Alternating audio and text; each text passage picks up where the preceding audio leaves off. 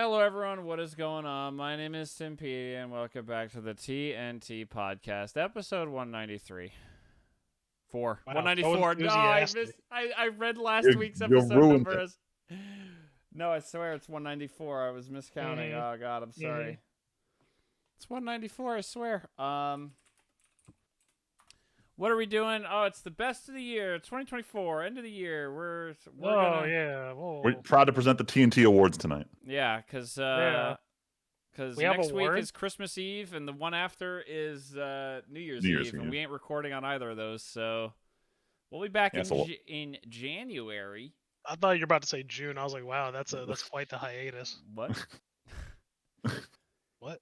Uh, Hiatus X Tyler, hiatus? Tyler announcing hiatus live on camera. No, I'm kidding. Yeah. But either way, who is here to do the TNT Awards? Who are the hosts of the TNT Awards? On my right It's Friedman, also known as Andrew, but mostly known as Friedman. and on my left. Tyler. See, you like how I just throw it not- off he's like not that, wrong. right? What's the best way to do Yeah, see? just Tyler? Tyler. It's to do literally just Just Tyler. Tyler. Literally only Tyler. We got a little tiny bit of news, and then we're gonna focus on the our awards for the year. But we have speaking of awards, there's the game awards happened. Oh my god! Oh my god, Jeff Keighley's our hero. Yo, well, no, he's not. But Wow. I like how you had to just clarify for Immediately those listening, clarify Tyler's being that. sarcastic, just so you know, in case you couldn't tell.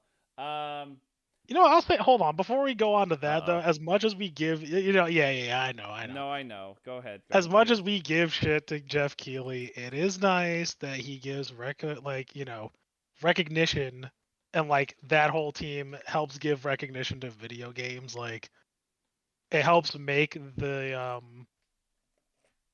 the whole thing a little bit more legit, right? No, I know it. Legit in a bad way, but yes, no. Legit, No, yeah. no. I don't know, I'm this being year, like- sarcastic. It is a cool Yeah. thing that it's an established thing now. I do love that it gives certain devs a chance to like talk directly to the audience. Like a big theme this year was everyone just getting absolutely mad at the big guys for firing creatives, and like 1 in 3 speakers mentioned it during their speech. So I thought it was really cool that got called out. With good reason, because a lot of creative stuff won this year. Yeah. But we're mostly here. We're not really here to talk about much about the winners, although I guess we could talk about who won Game of the Year. Honestly, I was kind of shocked. Astro Boy winning Game of the Year. The Astrobot. Astrobot, whatever. I mean, Astro Boy, we can say the Astro joke, Boy. like for Someday people at Astro home. Boy We will don't be know. in Astrobot, so Yeah, Yeah. as soon as we get to another topic where Sony buys somebody, if they own the rights to Astro Boy, they'll just put it in Astrobot. I For have real. wanted to play this game because I did play like half of the original Astrobot, and it was fun. I mean, it straight up But- looks like they took Mario Odyssey and Mario Sunshine and just kind of mashed the mechanics into this beautiful game that actually uses the DualSense. And then threw every Yeah. Sony IP into it. Yeah, Yeah, yeah. It's like but that's what made Little Big Planet so good. what was the Yeah. Is this the Little Big Planet guys, or is it just a No, I similar- don't think No. Media Molecule exists anymore. You're right. Yeah, which is Um, sad. They did really good stuff. But Astrobot won.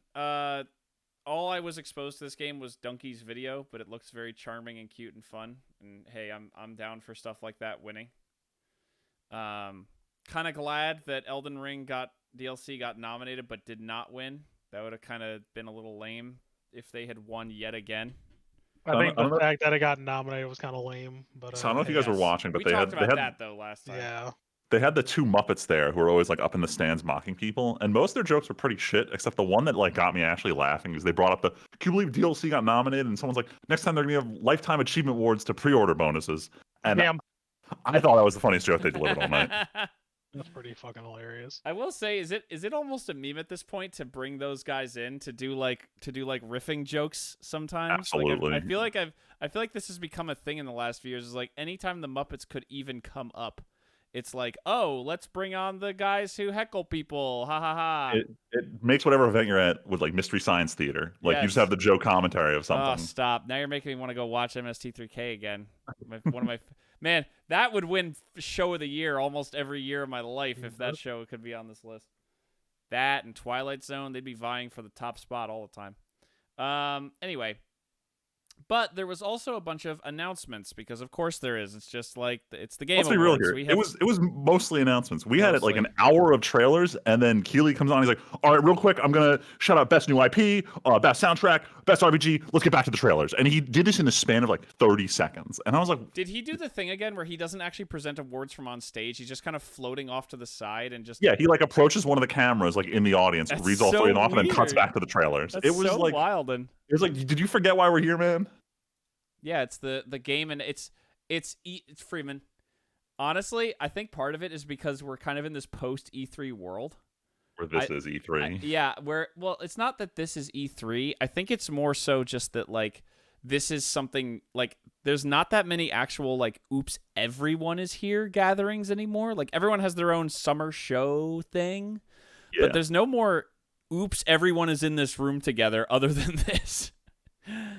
But the biggest thing I think for me for a future game is Witcher 4 confirmed. We already knew it was in production, but I was surprised to see a trailer. Tyler, I think you have a good take here. Oh yeah, just about like I have like two things I was talking about beforehand, but bringing up here is good. This is a good chance I think for CD Projekt to like hopefully release a stable game. I'm Yes. hoping. But mostly I'm not that hyped for it. Like as much as I dumped at least minimum like 150 hours in Yep. Witcher 3, and I have 2 playthroughs in Cyberpunk 2077. I'm just not that hype for it. Like as someone aforementioned E3, right? I grew up and we all three of us have grown up on trailers. Yep. And then those trailers not following through with like what the promise is half the time. So I'm kind of jaded where I'm like, I'm good to wait. Like this is a cool trailer, but like it's not really getting me hype. So Tyler, here's a question. In your Discord, there are multiple people whose whole purpose in life seems to be playing every new video game. Yeah. Are you going to resist the urge to buy this game on release? Because you did not do that with Cyberpunk. I did not. Because I was way too invested in The setting. Let's face it, the setting. Yeah, like no, I the get setting and like all that stuff. And I was like, man, I really love and this like and mind you, I was hot, like hot off of Witcher 3. Yep. Which I loved. Or I was like, yo, this shit gonna be a banger, 10 out of 10. But then like with but I'll say this, I did have my reservations because every time Aiden and I moved our PTO day, the more worried we got. Like by the third time we canceled it and moved it, we're like, man, I don't know, man. I don't know, man.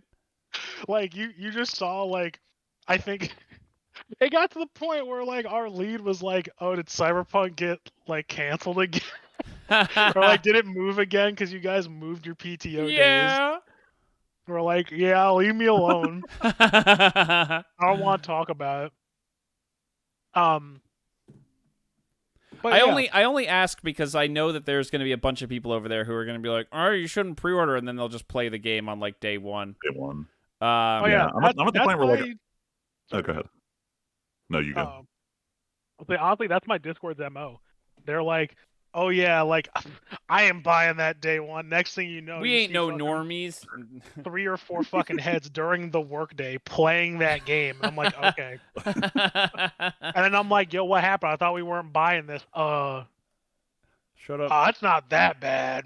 It's pretty good. I'm glad I did it. No, I just wanted to ask because, like, I never got around to playing Cyberpunk. I still should, but I think I would if I could sit and play Cyberpunk now. It'll be a more complete experience than you got to enjoy. Admittedly, enjoy, but I think it's a much more complete experience now, probably. Yeah, well, I went back and played it though. I know. Like after Phantom Liberty. Yeah. Oh, you started a new game? You mean like right now? Now? Yeah. Like now, Yeah, patch like Dude, more 2.2. recently.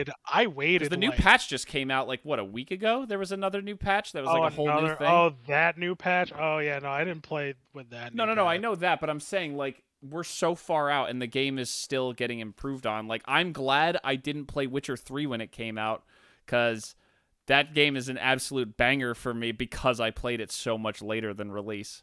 Yeah. Honestly, people have no excuse to not play it. It's like $10. Yeah, Witcher 3 is an easy recommend. Like my god. Like if you haven't if you like RPGs, and you Right. haven't tried this game, what's wrong with Anyway, you? let's Yeah. let's bring it back to Witcher 4 though. Nah. So Ciri seems to be the protagonist, and based on what's been shown in the trailer and read about, it seems like she doesn't have her cool powers, and instead is a full-on Witcher who took who went through the trial of grasses. Yeah, that's weird. It is I weird. thought that was weird because when she downed a potion, I was like, Yeah, and that she ain't right. Yeah, it is. It is weird. It is weird, but so it's weird in the trailer. But I read afterward that like an interview with the director, or somebody at CD Projekt, they were like, "Oh, she has since undergone the trial of grasses and survived." Fucking why? I have to. You know what, Tyler? It's fine. I want to know why. Though. It seems physically impossible for them to not go into it. Like there's no way they just I want to do know this. why Ciri would want to do that though. Why? What do you mean why? She wanted to be a Witcher the whole fucking time. But she doesn't need She doesn't need to, but she wanted to be a Witcher, and if she thinks Yeah. I need to go through the No, I trial meant to be a like Witcher. no. Well, yeah, for the trials, I guess. But like, she doesn't. That's what I mean. I guess is that what it is? That's I don't know, but we'll find out. I could 'Cause see she that doesn't being why. need to like be physically augmented. She's a sorcerer. No, you're not wrong, but she could also be. Maybe something else stripped her powers, and she was like, "How can I get some powers back?" Trial of Grasses. Become like Geralt. He's a cool guy. He's my dad. He's my dad. He's my real dad, not my fake dad, not my bio dad. I'm also glad that they made that ending the canon ending. You know, I am too, but also I could see a No, world where fuck they're you. like, No, no, Tyler, that's the most perfect ending. Tyler, shut the fuck up. I could see a But world. Daddy Geralt. No. I'm saying I could see a world where they do like the blended ending thing, where she like, oh, there was a winter, and then she was Empress, and then she became a Witcher, and Geralt retired, and. Oh, also, Tyler, this was not baked into the trailer. Apparently, when they showed the clip at the Game Awards, there's actually a line from Geralt about getting back, choosing a path. Oh. Like Geralt's voice actor has a line at the end of the trailer that they showed at the Game Awards, but in the edited YouTube version, it's cut. In the later one. So It said, I think the line was like, "See you on the path." yeah, I think that's what it is, and he sounds different. He sounds noticeably older. even more gravelly. So I'm curious if that's on So- purpose or the guy just being older. I forgot until now that you had that audio clip, that cameo thing that Val got you. That was Oh yeah, from the voice actor, yeah. yeah. I don't know. I'm so curious to see more of the story, and I do think it's interesting, Tyler, because we're the two people who've read the books. Mm-hmm. There's no books about any of this shit. Like, right? There's No. nothing after The Witcher 3, basically, sorta. Like how much the No, content of 3 was taken from the books. A All of it? lot. A lot Like of even it side happens quests off and of stuff? Tambra. They made a lot of references actually from the books. in Yeah, 3. like a lot of the shit there's a lot of shit that happens in the background. Like Ciri, you don't see a lot of, but Ciri has a big part in a bunch of books where she's like teleporting through time and shit. There's Also, the really games nothing. are technically a sequel to the books. Well, they're like a sequel, different telling thing. All I'm saying is I'm glad there's no more discussion of, well, the books are like this, so it's kind of assumed to be real, but also like the timeline's like, no, let's just do something new. We love Geralt, we love Ciri. If Yennefer shows up, even better. Triss can show up, that's fine. Some of the characters are great, but like, do more in this world. I'm tired of being tied to these books. Yeah, we let's gotta have let's a just do something threesome new. with both of them, all right? They gotta put that in. Oh my god. They gotta. I mean, not surprising. The trailer was gorgeous. I don't think that's a The trailer surprise was for, gorgeous. but it's a lot of the detail of like the fire and everything when Ciri's doing the little burning the grasses. They showed her eyes. That was pretty cool. Yeah. Oh, and not to get into the quote unquote big quote unquote the internet being the internet. I didn't have a single problem with how she looks. She looks like older Ciri. Yeah, I didn't think People she had was an that bad. issue with her looks. There's talking about what Friedman was talking about before the podcast, which She's we're gonna not get a to, Naughty waifu. Game. She's bad. Yeah, that she's intentionally ugly and all this crap. I hate that. Yes, It's literally She looks fine. Horizon Zero Dawn all over she again. looks like a normal She looks like Ciri. Who the fuck cares?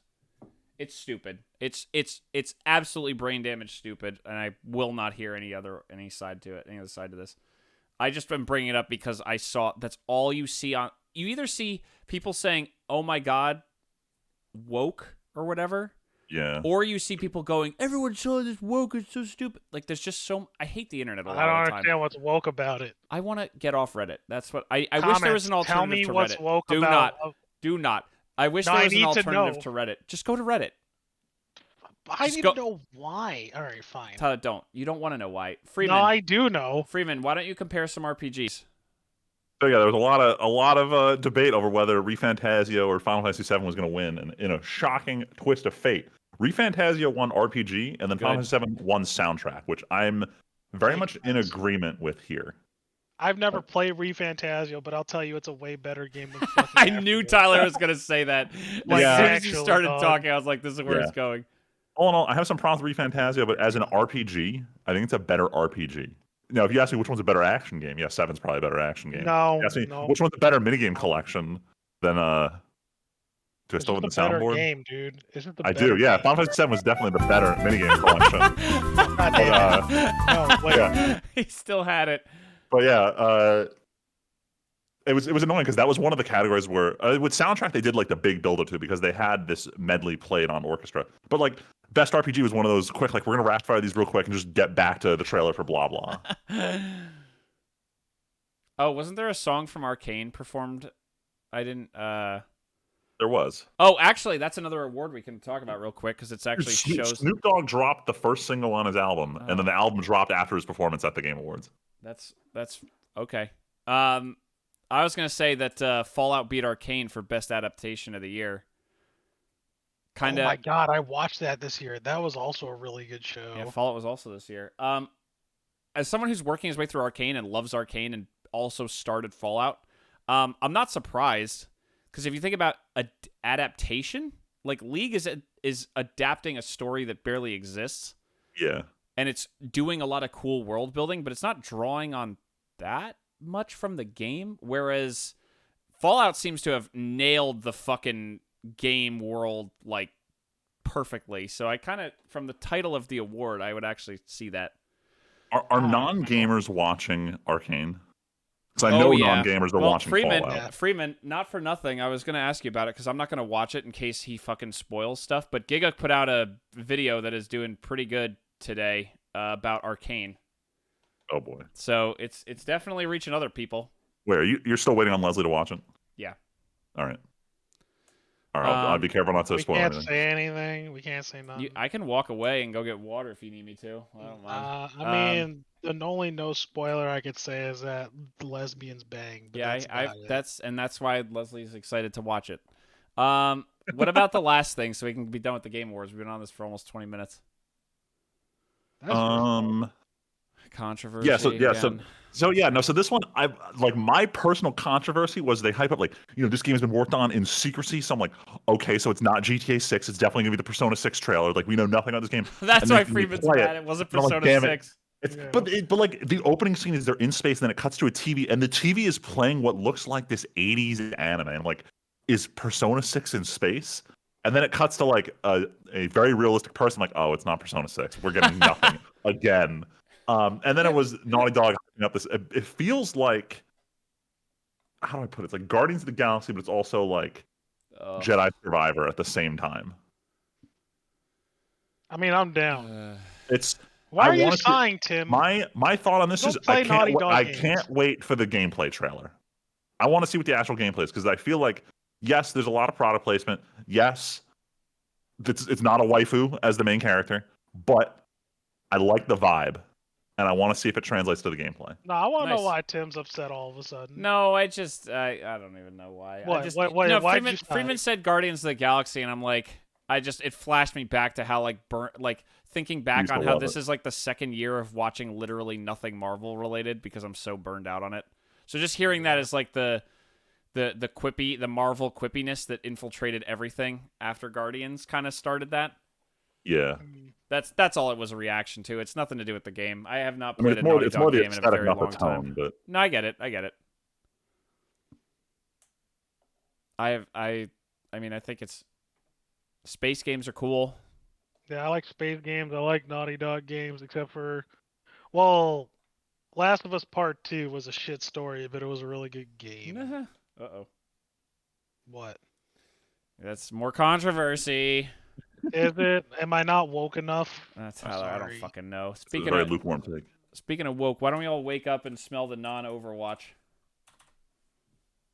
Oh, Is it yeah, finally time fucking Marvel Rivals. Yeah. I had to bring it up because a lot of people have been talking about it recently, and they're like, "Is this the Overwatch killer?" And I'm like, "Man, anything could be an Overwatch killer. My cat is an Overwatch killer." Overwatch like, is a scarecrow at this point. It's like this For real, big all it has- monster that doesn't mean anything. It just has to be Yeah. free to play and new and shiny, and you can kill Overwatch.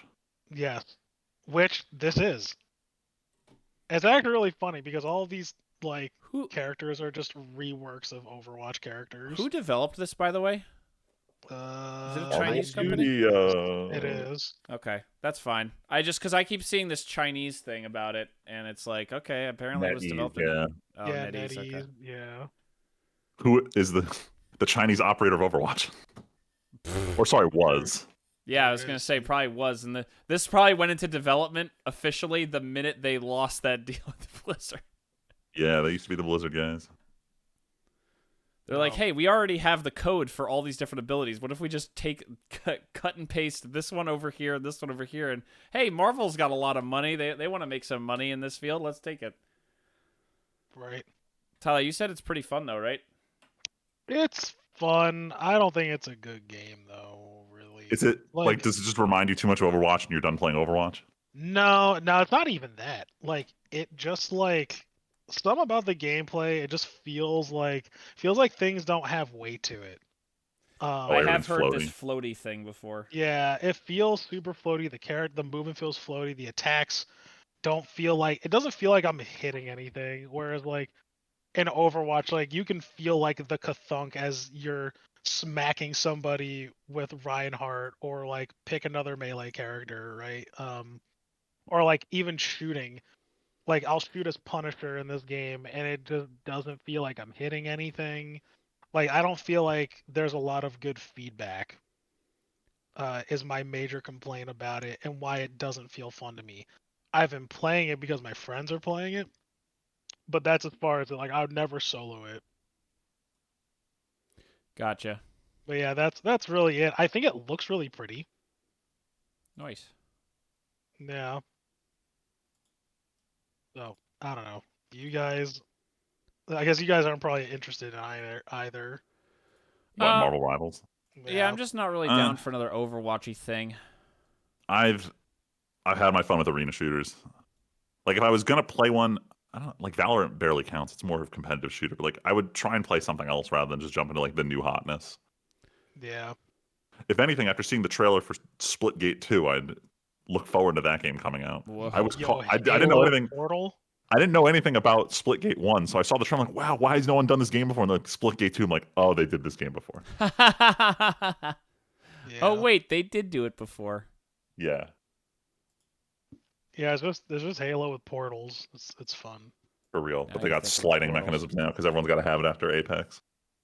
Yeah. This is the first time that I'm watching. I gotta say this. That I'm actually watching the Intergalactic trailer. I just saw it. This is the Naughty Dog game, by the way. Yep. I'll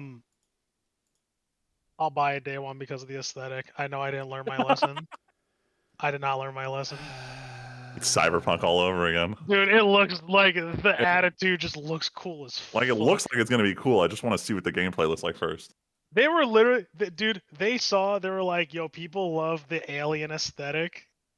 Let's just do that," and I'm just all for it. Yeah. Well, we did have the announcement a little while ago that Alien Isolation's also coming back. So. Oh yeah. I still need to beat that game. But we can continue we can move on about Sony. Yeah, all right. boy. Yeah. We forgot to talk This one- about this. So this one's I'm mad. I'm not mad about this news. I'm mad about how it's reported. So let's clarify here. Kadokawa is a big media producer in Japan. They own like 20% of anime. They own a majority of the light novel industry. And they were going to get bought out hostily by one of their Korean owners. In order to avoid being bought up by a Korean company, they went to the biggest Japanese company who had previously been eyeing them and is a shareholder, and it happened to be Sony. Which means Sony would now effectively be a majority shareholder of like most of the anime and anime-related media companies.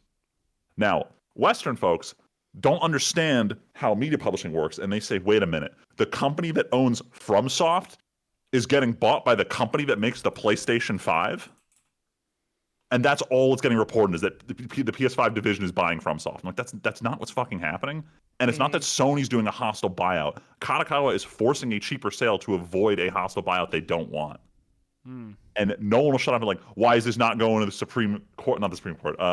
Like the anti-monopoly trial, like what happened with Xbox buying Activision Blizzard. And I'm just like, first of all, this is a Japanese person. Second of all, it's so much worse than everyone's making it out to be, and it shows how You mean less bad? You said so much worse. No, it is so much worse. Oh. Sony will now effectively have a monopoly on anime. Damn. They are consolidating so much media production into one company, and everyone's like, "Damn, I can't believe Dark Souls 5 is going to be exclusive to PlayStation 6." And I'm like, that's not what this is about. And it makes me mad that this, like, no one wants to read beyond the headlines. Nope. There's a lot more news that makes me mad for that, but this is just another case of it. Do you think there'd be like a case against this possibly? Not because both these companies are based in Japan. Like, you could argue now with Sony being the sole distributor and then Crunchyroll having a near monopoly on anime distribution, because it used to be like Aniplex would go to Netflix. Now it's kind of hit or miss because Aniplex is owned by Sony now, but Crunchyroll is their distribution division. So if we see the point where like they just don't sell Netflix anime, even though they are a huge co-sponsor in Japan, the second that falls off, I could see them breaking up Crunchyroll as a distributor in the United States. But it's strange, and it's such a niche market that I don't think it's ever going to happen. Damn. Yeah, I don't. Yeah. That sucks. It's just But goofy. hey, late-term capitalism, bro. We're in it. For real. Stay salty that Dark Souls 5 is PlayStation exclusive. Freeman, don't you mean the announcement we forgot to talk about? Oh, that's right. Elden Fortnite. Oh my god. Elden Fortnite. Elden Ring, Night Rain, whatever the fuck this weird thing is. Mini multiplayer boss rush survival mode. I saw the dumbest news on this. So they confirmed you can play single player, but then multiplayer is 3-player. But they won't have a 2-player version. You either have to play single or 3. There's no middle ground because they don't want to fragment servers. Well, I was also going to say, the other reason is because they've been very bad over the years of designing bosses to scale well with multiple people. So they're probably designing everything to work with 1 person or 3, and they don't want to have to figure out how to do scaling or anything. Yeah. I mean, it's a cool idea. I would... Honestly, people have wanted to play Dark Souls co-op since day 1 without having to do the dumb summon per boss bullshit. Yeah. There have been so many mods. Every single Dark Souls and Elden Ring and Bloodborne, even if it comes to PC, which it never will. Like any of those games, people have modded, if they can, ways to play co-op that goes beyond just I summoned a helper before the next boss. I summoned a helper before the next boss. Like, it's so frustrating. So the thought of being like, let's just play in a game and just be in a game together. So I was watching. I imminently appealing. So I was watching Moist Critical go over the post-trailer interview notes, and one of the things was that it doesn't seem like this is meant to be like a battle pass style game. It's one of those you buy the game and just everything's in it. You unlock it from Good. playing. But they made a very poor choice of words to describe how it works. They're like, we wanted to give players a sense of accomplishment by being able to unlock everything through gameplay, and that phrase is a dangerous phrase to use in gaming. Even though I understand their sentiment, it's the same way that like when you play Smash Melee, you unlock Mr. Game Watch by playing 1,000 versus matches or doing something else. That's a sense of accomplishment, playing 1,000 matches to get a character. But you can't word it that way after what EA did. I will say the game itself has like insane looking mechanics. Like there's a little bit of wall running. There's like crazy aerial shit. Like in Elden Ring, they added jumping and stuff, but there's like Sekiro level shit going on. People doing flips off of enemies, doing like grappling hooks, doing like air jumps, like double jump shit. Like they seem like they're going nuts with this. So I'm definitely interested in looking at this. I know I never finished Elden Ring, and I never will because that game's too fucking big. But I would love to play a game with those mechanics that's like a co-op dedicated thing. I'd be down for that. So I'm very interested to see like dedicated gameplay instead of just like the super edited style. Yeah. Dedicated wham for Anyway, that's that. So Freeman, I know I pulled this back, but let's talk about the Weeb. Yeah, Tim, what is it time for? Tell us what it is. It's time for the Weeb shit. Wow. Freeman couldn't find any news for this, so I just wanted to throw two little things in here because I refuse to let the streak of having the Weeb shit die. Go from like every episode since episode 6. Not a lot of news right now because everyone's settling in for the end of the year. The anime season's about to end like this week and next week, and then new season starts right at the beginning of January. But One Punch Man, former world heavyweight champion, was confirmed to be coming next year. After, how long has it been for even since season 2? 2 or 3 years. A while. Years? Hold on. It wasn't like 2018 this happened. Oh my god. It was forever ago. Damn. I still didn't watch it, but God, yeah, it was 2019. God, 5 years since the last One Punch Man thing. That's fucking crazy. This is why, man, watching anime is fucking dumb sometimes. Yeah, it was 4 years between season 1 and 2 and 5 years between season 2 and 3. This is some ReZero level shit. I don't watch it, but I'm just like, this is like, it's a big deal. I think consistently for the past 3 years, on my anime list, what's it called? On my anime list, there has been the upcoming like future unknown time thing, and the One Punch Man season 3 has been at the top of that pretty much since it was announced. So that's something. Yeah. The only thing is, like, One Punch Man Season 2 was ruined because they gave it to a shit studio who didn't want to spend the time properly adapting it like they did with the Season 1 team. And you'll never guess who's doing Season 3. The same one. The same team that did Studio 2 and did Season 2 and ruined it. Ripperoni. So, I'm not optimistic. But I'm sure as hell going to watch this. Well, I look forward to your reporting, Freeman. Real anime journalism. The only other thing I wanted to bring up was, we're going to talk about a couple shows in the next week or next podcast or the one after maybe, me and Freeman, because the anime season's finishing. This season's just been weak as hell.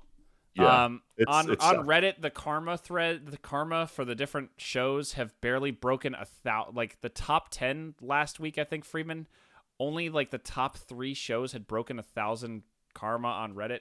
Obviously, that isn't the end all be all, but when you go to my anime list too and look at the numbers, like Dandadan is so many like light years ahead of anything else this season.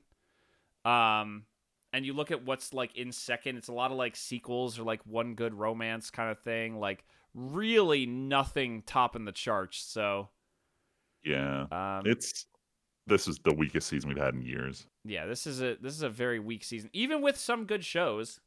There was so much hype going in, like we still have some good shows. Honestly, the biggest problem is that out of the top 4 shows on Mal, 2 of them have been crashing disappointments.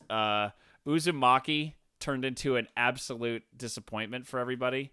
Yep. And Sure Blue was. Lock, the PowerPoint Transition into an absolute presentation, slideshow. Yeah. has those are still the number 3 and number 4 shows respectively, and they have tanked fucking hard. So that is a weak ass season when you see one.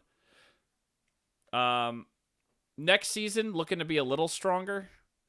We got a Fate show for Friedman coming back. We got Solo Leveling coming back. Finally. We got Apothecary Diaries coming back. Dr. Stone coming back. And Sakamoto Days, probably the newest hotness. And 100 Girlfriends coming back. So there's definitely some stuff coming, some sequels that are pretty anticipated coming back. Still nothing like absolutely crazy, but yeah, no, it's exciting. There's some cool stuff coming, but man, yeah, this season it was basically Dan to Dan or bust. I know you had ReZero Friedman, but ReZero is good. Blue Box was good.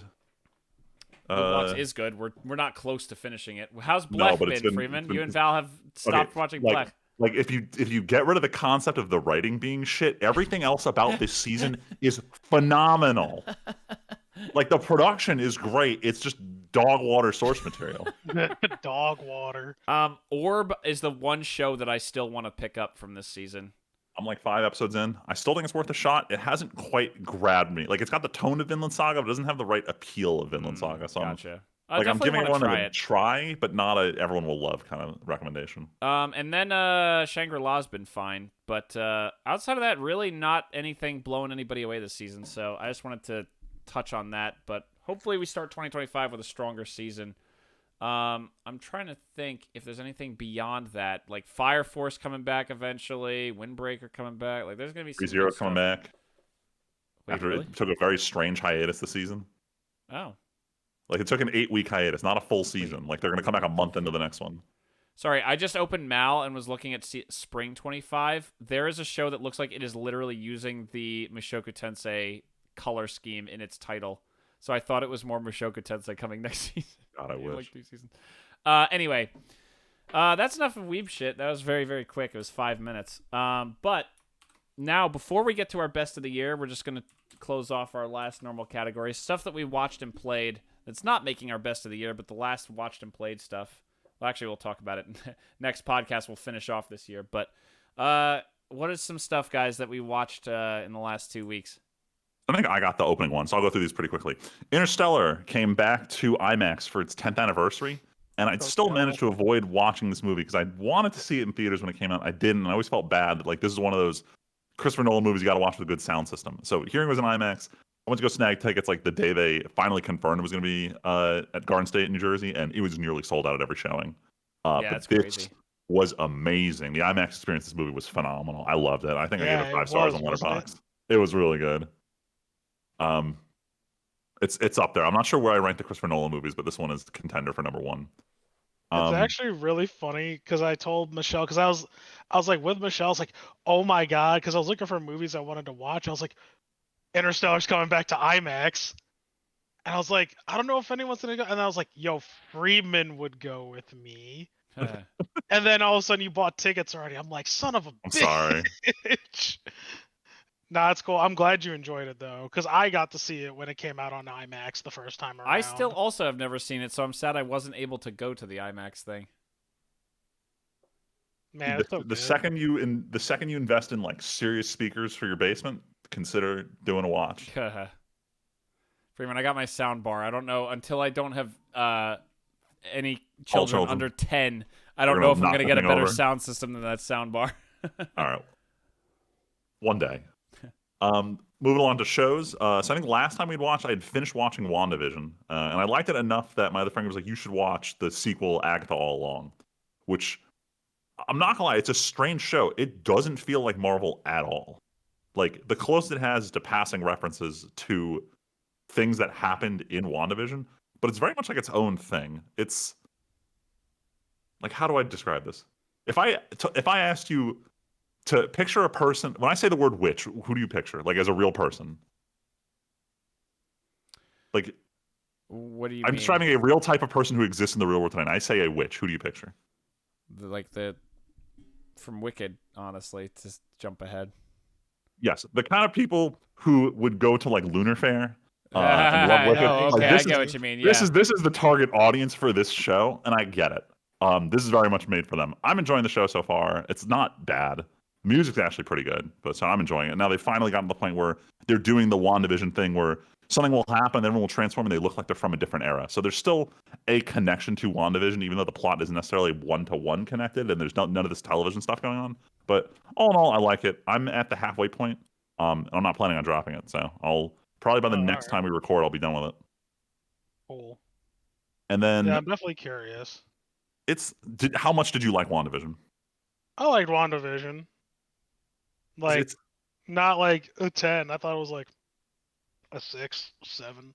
Gotcha. I'm iffy on recommending it. I will say Okay. it's not as like Marvel quippy as you'd expect. It's I mean, got that like makes me got want just to enough watch it humor. even more, honestly. All right, maybe I'm selling it too hard. Moving on. We talked about how weak this anime season was. I had started wrapping up shows and I needed something to watch during lunch. And rather than pick up any of the trash this season, I was like, what did I miss from last year that was hype? And I know Tim was gassing up Lycra's I Recoil was. afterwards, and I'm like, everyone on the internet loves it. The main character almost made it to like top 8 or something in the waifu bracket. Like if people, not, yeah, she was high up there. people gotta love her for a reason. Because I just remember watching episode 1 and thinking the other girl is just way too bland as a character. And I'm 5 episodes in on it, and I understand why everyone picked her as waifu. She's a very fun character. The show is very cool. It's a little turn your brain off goofy sometimes with how they handle guns, but overall, I'm enjoying it. It's only Yeah. 12 episodes. I should be done with it. If I keep watching at lunch, I'll be done with it in 2 weeks. But all They in all, I'm fucking enjoying it. use center axis relock. Of course it's goofy. Yeah, some of these stances and dodging bullets are just like, this feels like JoJo sometimes. Yeah, Um, I wanted to watch it because Tim was saying that it was alright. So I was like, yeah, maybe I'll give it another try. it it has big cute girls doing cute things energy, and I'm not sure if the plot's gonna follow through for 12 episodes. But It's fair. I'm not trying to knock it for that. Like I watch a lot of shows with that, general setup, and this one's executing it very well. Like this is Aniplex showing let's animate all the character motion that you wouldn't get in Blue Lock. Is what this show is doing. Yeah, it's. There's one scene where they're pretty playing a good. shooter with a VR headset, and someone's just like does a flip, and all 4 characters in the room when this person does the flip are all animated perfectly. And I was like, dang, you don't actually get this in a lot of other shows. It's so weird they're flexing during this particular scene. Isn't But- it so wonderful? Yes, Aniplex doesn't miss. It's kind of why I do actually, even though I skip it, watch Gun Gale Online Season 2. And then last thing I watched or played was I went to a concert on Saturday. So Sonic Symphony has been going on since 2023, where initially it started out as they had a small orchestra traveling globally, playing the like Sonic the Hedgehog game soundtracks. And then it started getting bigger and bigger. They're like, why don't we add a band after the intermission and do all the vocal tracks? So I think it was like the second showing they did, Crush 40 actually showed up and played. And since then, they've had a traveling band, which they were all very talented. The singer, she did like I think most of the Ruby soundtrack, and their bassist and the piano player they had, both of them were like decent rappers and covered all the Knuckles songs phenomenally. So I was very impressed with this concert. I will say I was out of place there. There were massive Sonic fans there, and I was the normie in the room. And I told these 2 guys the story, but I want the listeners to hear this. Intermission happens, and I'm standing on line for the bathroom. And one of the guys in front of me turns around to the line and says, we're all going to cheer when they shoot Maria, right? Because they're showing game footage while they're playing all the audio. And the line just goes dead fucking silent. All conversation stops. And I was like, damn. And I give the guy the not cut it out hand motion. Because I was like, no one's doing this. Like, this is internet jokes. But then they open with I Am All of Me, the song from Shadow the Hedgehog. And of course, in the opening sequence for that game, there's a shot of Maria looking at the gun, looking at you, and then the screen goes white. And the whole fucking room started screaming, cheering for Maria's death. And I was like, I can't with this. Bro, yeah, because no one wanted to say it out loud, but like, Once you're anonymous, it's all fun and games. yeah, that mob mentality goes crazy. Yeah, it was goofy. But all in all, very fun. I was shocked with how metal some of the songs from Sonic Frontiers is, and I kind of want to play this now. I already bought it when it was more than half off on one of the Steam sales, so I own it. But like now, I'm actually inspired to give it a shot because it looks pretty cool. So that was my takeaway from Sonic Symphony is Sonic Frontiers might not be bad. Hell yeah. Noise. All right. That's cool though. Yeah, it was definitely a good experience. If it comes to your city and you're a Sonic fan, Excuse me. honestly, go see this. It was pretty good. I'm actually gonna go see in a few weeks. Actually, no. What am I saying? Next week, I'm seeing 8-Bit Big Band. Oh, nice. Yeah. So I'm that should be neat.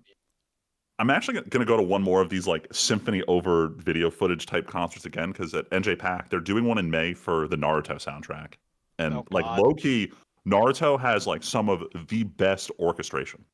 Like some of these songs are amazing, so I'm looking forward to seeing that played live. And I'm not talking about the If anime you can openings. I'm like talking about the handle- soundtrack. If you can handle the Sonic fans, then I'm sure you'll be able to handle the Naruto losers. Yeah. Definitely. I mean, I'm going to definitely cosplay this one. I have the Naruto jacket from Halloween a couple years ago. There you go. I only have one thing throw on the list before Tyler starts going on his list. So I was traveling yet again for work, and I found myself absolutely ripping through the Netflix documentary series Mr. McMahon, detailing the rise and kind of fall of Mr. McMahon, of Vince McMahon Jr., the guy who founded WWE. As someone who was never into wrestling, absolutely fascinating story about one of the actually biggest media empires in the world. Like actually really cool to see. Horrible industry. Seems insane to want to be a wrestler. But cool. Cool documentary. You know what the worst part about like all that, Tim? Most of that stuff, wrestling fans already knew. I'm sure. There are a lot of public secrets. Yeah, like they really did have like a lot of public secrets. And I'm just like, I'm watching this, I'm like, oh yeah, I remember that. Oh yeah, we knew that. We knew that. No, I'm sure you did, but as an outsider, this is the kind of thing I look for in documentaries is like things I didn't know. And this was I always like ones where there's a lot of interviews because it feels like there's a lot less editorializing. Tyler, do you know who the guy is or did you see the last episode where the one guy I didn't see like the last couple episodes. Oh man, the blonde guy who's like an executive VP or something like that, who's in a bunch of the interviews. They interview him. So the last episode is basically filmed mostly after all the allegations come out against Vince. Right. Yeah. And he goes, "You guys are really making this a hit piece. You're really making him look like a shitty guy." And it's like, because he is. It seems pretty bad. He is. He is. Like Vince McMahon. Like we all like not a good person. Wrestling fans. There's a reason why we all fucking booed him every time he came on stage. Like yeah, like that was his persona.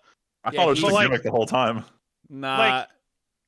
Yeah, like it was more than a gimmick. Like it's something that he wanted to do though. Yeah, but also even then, Freeman, like hearing about some of these plot lines where like he inserted himself as a character, and then he has plot lines where he's like cheating on his wife with like wrestlers and like. I know, it's so goofy. It's the most like fucked up thing ever. It's like.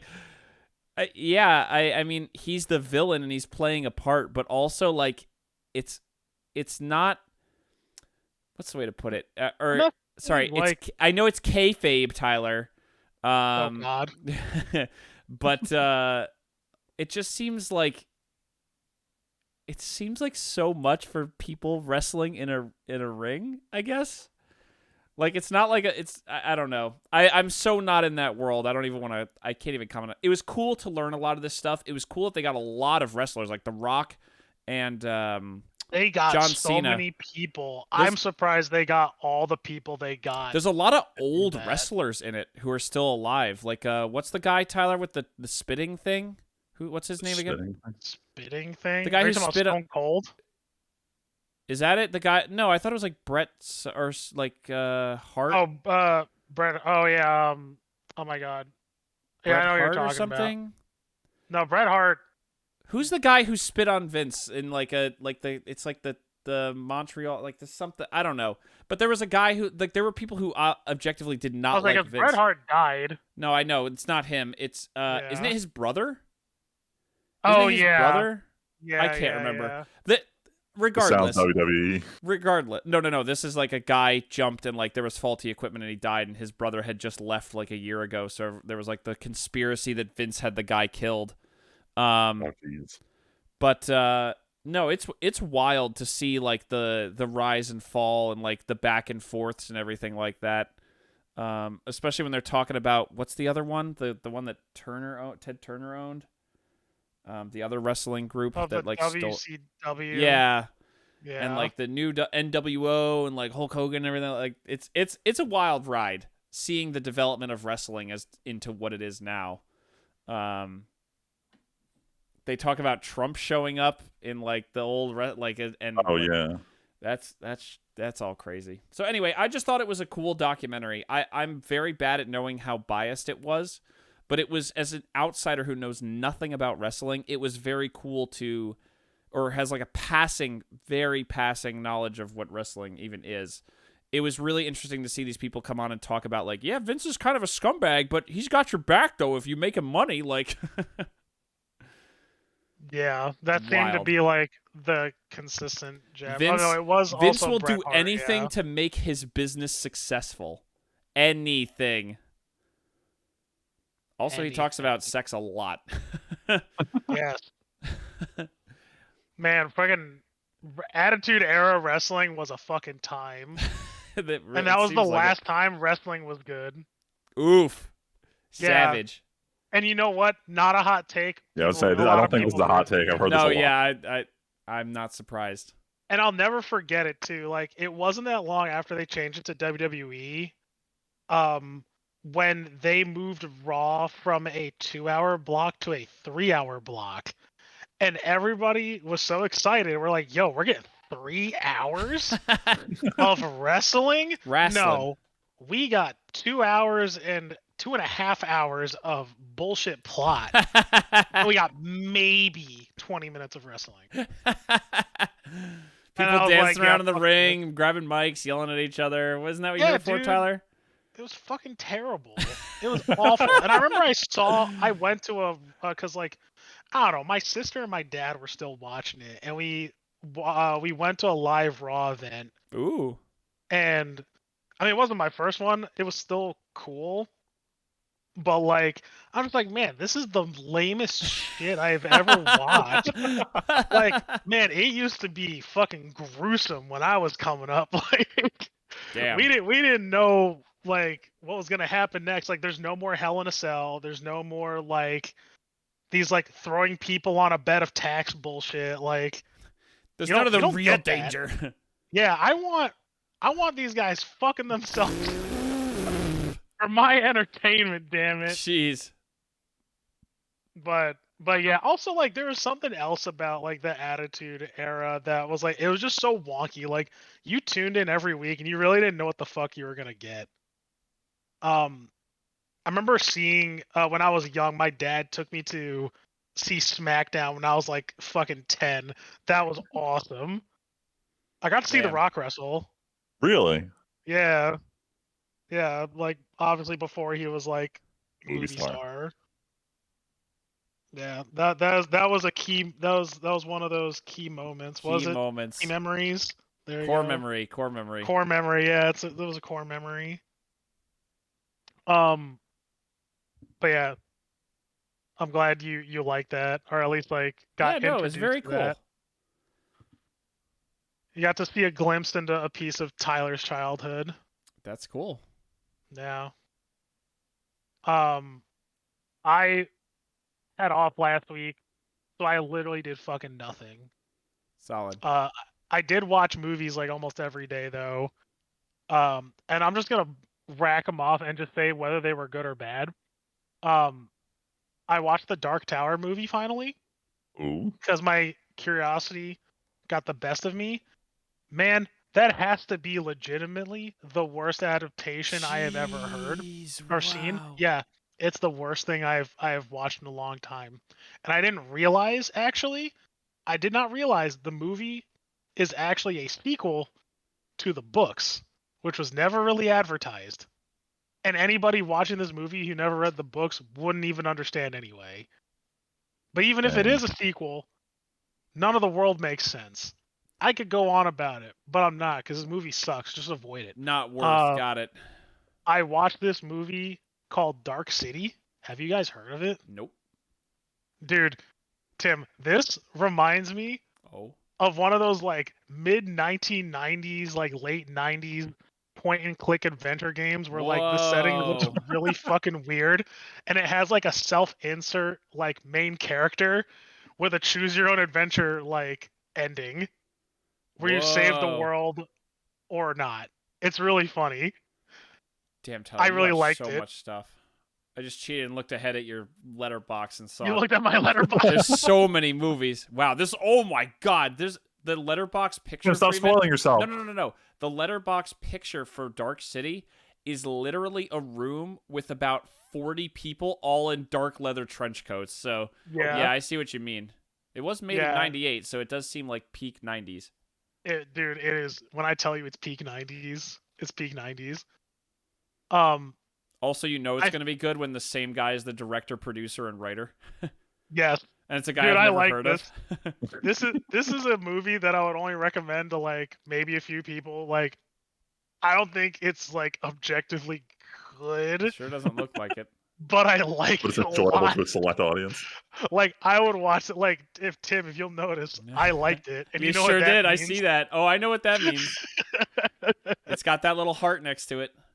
Yeah, viewer or listeners at home, in case you don't remember, if I like something on Letterboxd, that means I more than likely watch it again. Taking off half a star for spoiling the movie from the get, but giving a whole star for Jennifer Connelly. That's part of Tyler's review. Jennifer Connelly, bro. Like late 90s, late 80s Jennifer Connelly, fucking peak. Like Jesus Christ, I was born in the wrong decade. But yeah, but like they literally do spoil the entire like shoe drop of the movie like in the opening scene. Like there's like the words where they introduce like the whole like like preamble like leading up like like the Star Wars scrolling text, right? They do something like that, and it basically just like because when you get to that point in the movie, you're like, wait, this was supposed to be a secret. Tyler, okay. Out of all of the stuff Jennifer Connelly has been in, according to Letterboxd, this is her 12th most popular movie that she's ever been in. Really? Yep. Huh. Interesting. According to Letterboxd, which says a lot about millennials and Gen Z and shit, but I'm just saying that it's you go to her filmography and sort by popularity, and it's near the top. Yeah, I actually watched her in Blood Diamond a couple weeks ago. I was like, I totally forgot she was in this movie. That movie beats City of Dark City. Yeah, that movie, like, I forget what it was. Like, a lot of people like that movie for some reason. You gave it the same score. Yeah, like, I don't know. Like, it's a mid movie. I thought it was okay. Like, I wouldn't say it's good. I thought it was all right. But also, you notice. Wait, did I? I didn't like it. No, you didn't like it. You just gave it a 3.5. Also. Yeah, it's about the same. But one I would watch more than the other again. All right, keep going, Tyler. You got 4 more friggin' movies to go through. Oh yeah, that's right. I watched The Accountant on a fucking whim. That movie I feel like is just supposed to like be like, yo, autism is good. It's funny. I feel like I hear so many rave reviews of this movie. Letterboxd is firmly at 3 and 3.5. Yeah, you know why? People really like I think that the movie leaves off with a really good action scene, and it's cool, but they forget like the first like hour and a half fucking sucks. Damn. Like it's not really, in my opinion, I don't think it's really that good. I think it's mediocre, hence the 3. But it does some things that are good, like the action scenes when they do them are very good. And I was like, oh yeah, this came out the same year as like John Wick, so I'm not surprised. Or I think, wait, no. Oh, John Wick came out in 2014, so this probably would have been slightly inspired by it.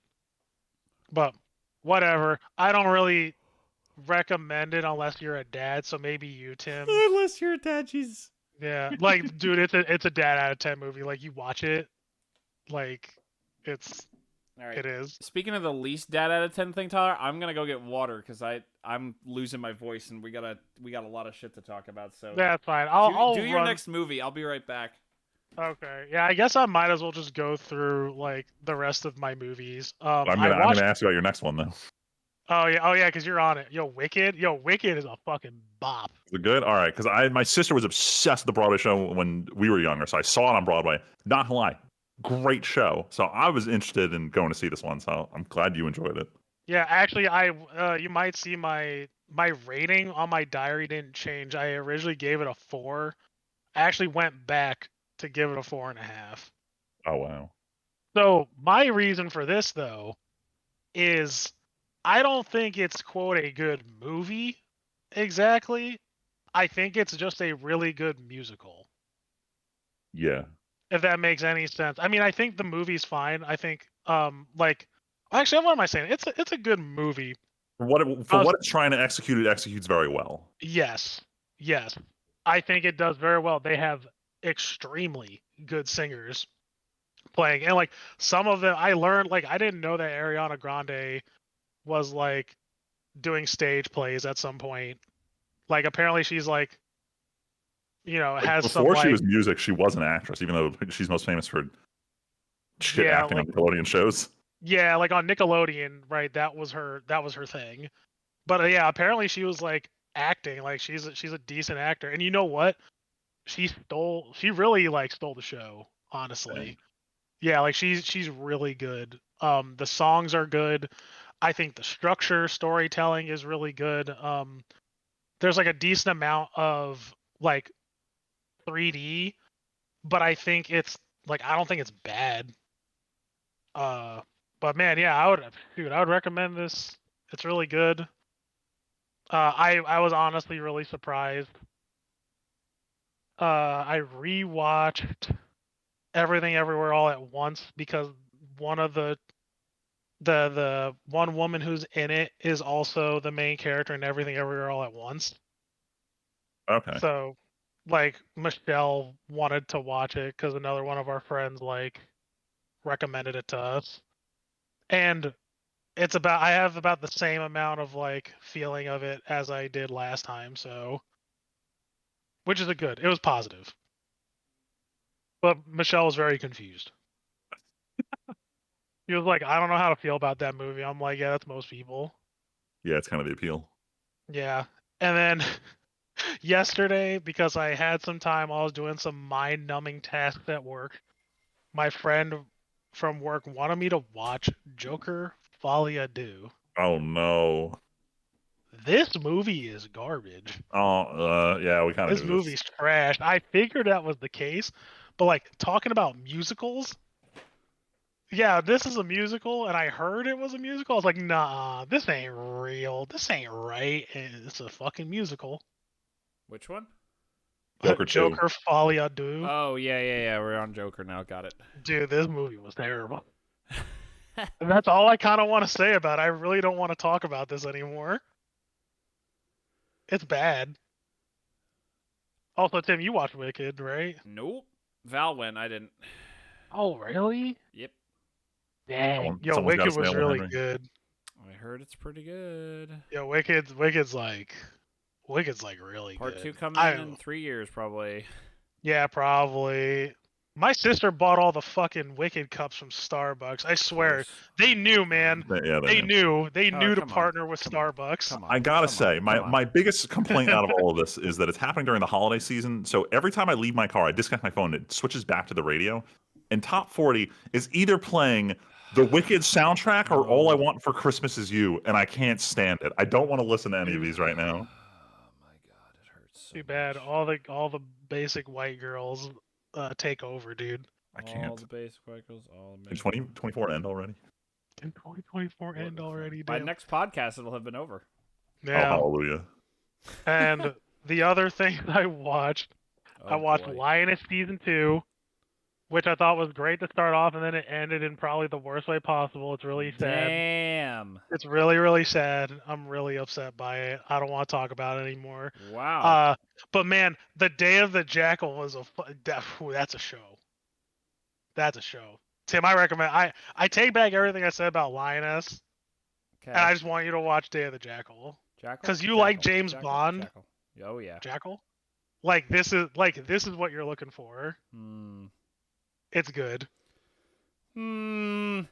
I'm telling you, man. I'm telling you. I'm really telling you. I believe you. Good. I just want you to watch it. You would probably like it too, Freeman. Jackal. It's a spy thriller. Jackal. Okay. Yeah. Jackal. It's Jackal. All right, we can go to our best. And 2024 is over almost, so it's time for our best of categories again. Once again, we're stealing from I don't even remember who at this point, but we're doing nice, simple category breakdowns. We all kind of picked some different categories because not for nothing, we've all played different things. We all also scored things a little differently. I went with basically, I picked a winner and 2 runners-up for everything where I could. I also have a couple of things I want to just bring up as being really good that didn't fit in a category. Tyler, you have a bunch of categories with like a winner and maybe 1 or 2 other things to talk about. And Freeman, so we all did it a little differently. But we also don't even all have the same categories. Wait, what am I missing? Oh, MTG sets? What the No, fuck? Oh my Tyler, God. I did that. That's because I didn't Oh, have I was games. like, I what said the I was hell? doing that. So, I missed that. Tyler, pick a category that you would like to start with, And then we'll go down the line. and then we'll go through our Let's see. our lists for it. I'm gonna do a 1d4. You have 5 categories, Tyler. Yeah, I'm not gonna pick book because you guys don't have book. No, you could do book, and then it'll just go to me. No. In the D4 has chosen games. Okay, I don't have that one. All right, Oh, well, you don't have game? Oh, Tim shit. didn't no. game this year. Were you? God Leslie, damn it! we All know- right, I know hold on. Leslie- No, do games. I know Fine. Leslie ignores me when I talk, but I didn't know you also ignore me when I No, talk. no, because you know why? Because all right, maybe I Tyler, did. What was your game of the year? Amnesia the Bunker. Okay. Yeah. What else? What else is worth talking about? Why is it your game of the year? Fucking- Man, it's just roguelike Resident Evil. Okay. That's okay. You're speaking a language. You're speaking a language. Yeah. What? Oh, what? Do you want me to elaborate on it? Kind of. Whatever you want to say. This is your chance to talk about your game and runner-ups of the year. Yeah. I mean, I played a lot of RPGs this year. Sure fucking did. I played so many RPGs, but so many. man, something about Amnesia the Bunker, I was like, oh, this game is great. It like tickled every sort of spot that like I really enjoyed. My immediate runner-up though, that's like kind of on par, was KOTOR 1 though, Yosh. and So excited. mostly because I really enjoyed the plot and the characters. Like it was a fun experience, minus the gameplay. It was really good though. I will say to everybody listening, also as a follow up to what Tyler's saying, I tried to hold us to only talking about things that came out this year and we played or watched or whatever this year. Obviously, Tyler bucked the trend a little bit, which is Yeah, okay. fuck that shit. No, I know that's fine, but I'm just saying in general, that's what we tried to keep it to. Yeah, I mean, as far as games that came out this year, though, my actual like game that came out this year was Space Marine 2. That There you shit was go. so good. Yeah, and then I played 2 other games, Sea of Stars and Legend of Dragoon. Obviously, that didn't come out this year. But man, I really like those games. They were so good. I think the only game I played that I think came out this year was technically. Did Warhammer 40k Boltgun come out this year? I think that came out last year. Oh, I know my game of the year. Ha ha ha. Sins of a Solar Empire 2, the sequel to the game I played in senior year of high school, came out this there year. You go. So kind of by default, I think that's the one new game I bought this year. I also bought UFO 50 and put like, a half hour into that, so that doesn't really count. Is it good? People in the retro emulation community, because you're able to port it to Linux, have been hyping up this game. I wanna play it more. I was waiting to get a controller, and now that I finally have a controller again. Oh yeah, for everyone listening, I finally broke down, and I got a surprise end of year thing at work, so I treated myself to an Elite 2 controller. It's quite nice so far. I'm actually, just so you guys know, so Tyler, I know I started playing Ghost of Tsushima, and I've also been replaying Dark Souls 2 a little bit just for funsies for like a half hour at a time.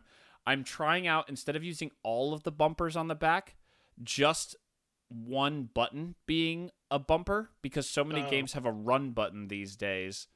I'm trying out, so like Dark Souls 2, it's the B button. So I'm trying out the B button being a bumper so that I can run and still use the right joystick. So I'm trying to like ease myself into using some bumpers. Okay. So that's fun. But yeah, Sins 2, it's definitely not perfect, and I kind of fell off playing it the last few weeks, but I put a lot of hours into that game already, and I'm pretty excited for that. So yeah, Sins 2, technically my game of the, just like last year with the Dead Space remake. I played one new game this year, and there you go. Yeah, better than nothing. That's exactly.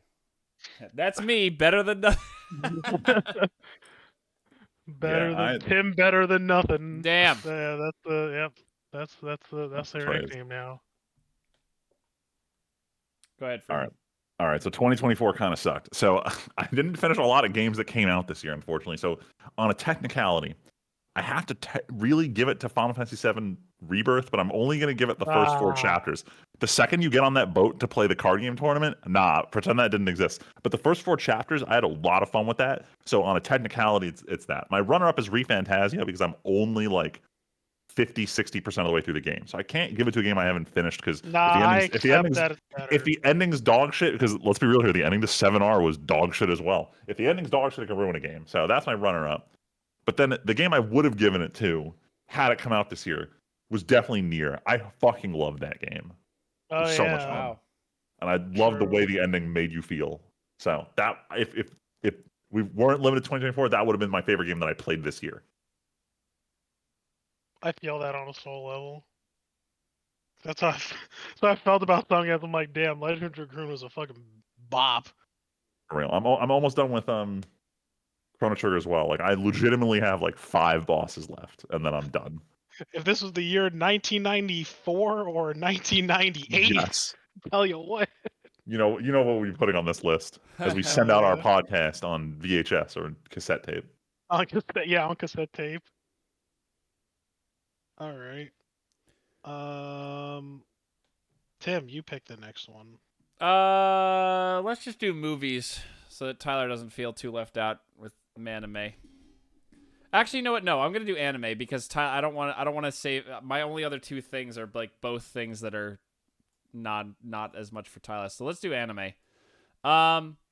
So anime was tough because I looked back at this year and there's no like instant slam dunk winner or big fight like Vinland and Frieren. Technically, Frieren was still running at the end of this year, or at the beginning of this year. It was only half done when we did last year, so I couldn't wholeheartedly nominate it last year. But now I think now that it's done, we can. I think, okay, if I count Frieren, Frieren wins, but and according to the Crunchyroll rules, Frieren will probably win this year coming up, right, Freeman?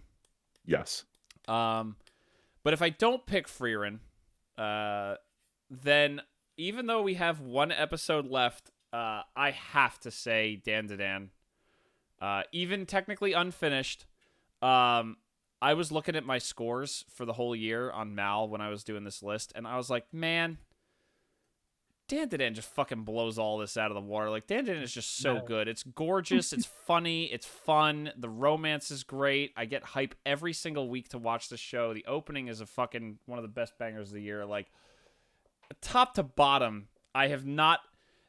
There has been no moment of Dan to Dan that like grinded against me internally and was like, don't really like how that's, don't really, like, other than when they want you to feel like that, like, no, Okaroon, you stupid motherfucker, or just wait till the next episode. But no, like, outside of that, like, this show just top to bottom has been an absolute fun banger, and it's probably going to be my 4th 10 on Mal. After we watch the next episode on Thursday, the last episode on Thursday. Runner up was really tough because I realized that over the course of this year, I have given 14 9s or 8s. Ease. Yeah, which I realized some of them got lowered. I actually lowered 1 9 to an 8. Jellyfish Freeman actually went down from a 9 to an 8. Oh yeah, I actually I think I lowered it from a 10. I realized I was gassing that up way too hard. It's not a 10 out of 10 show.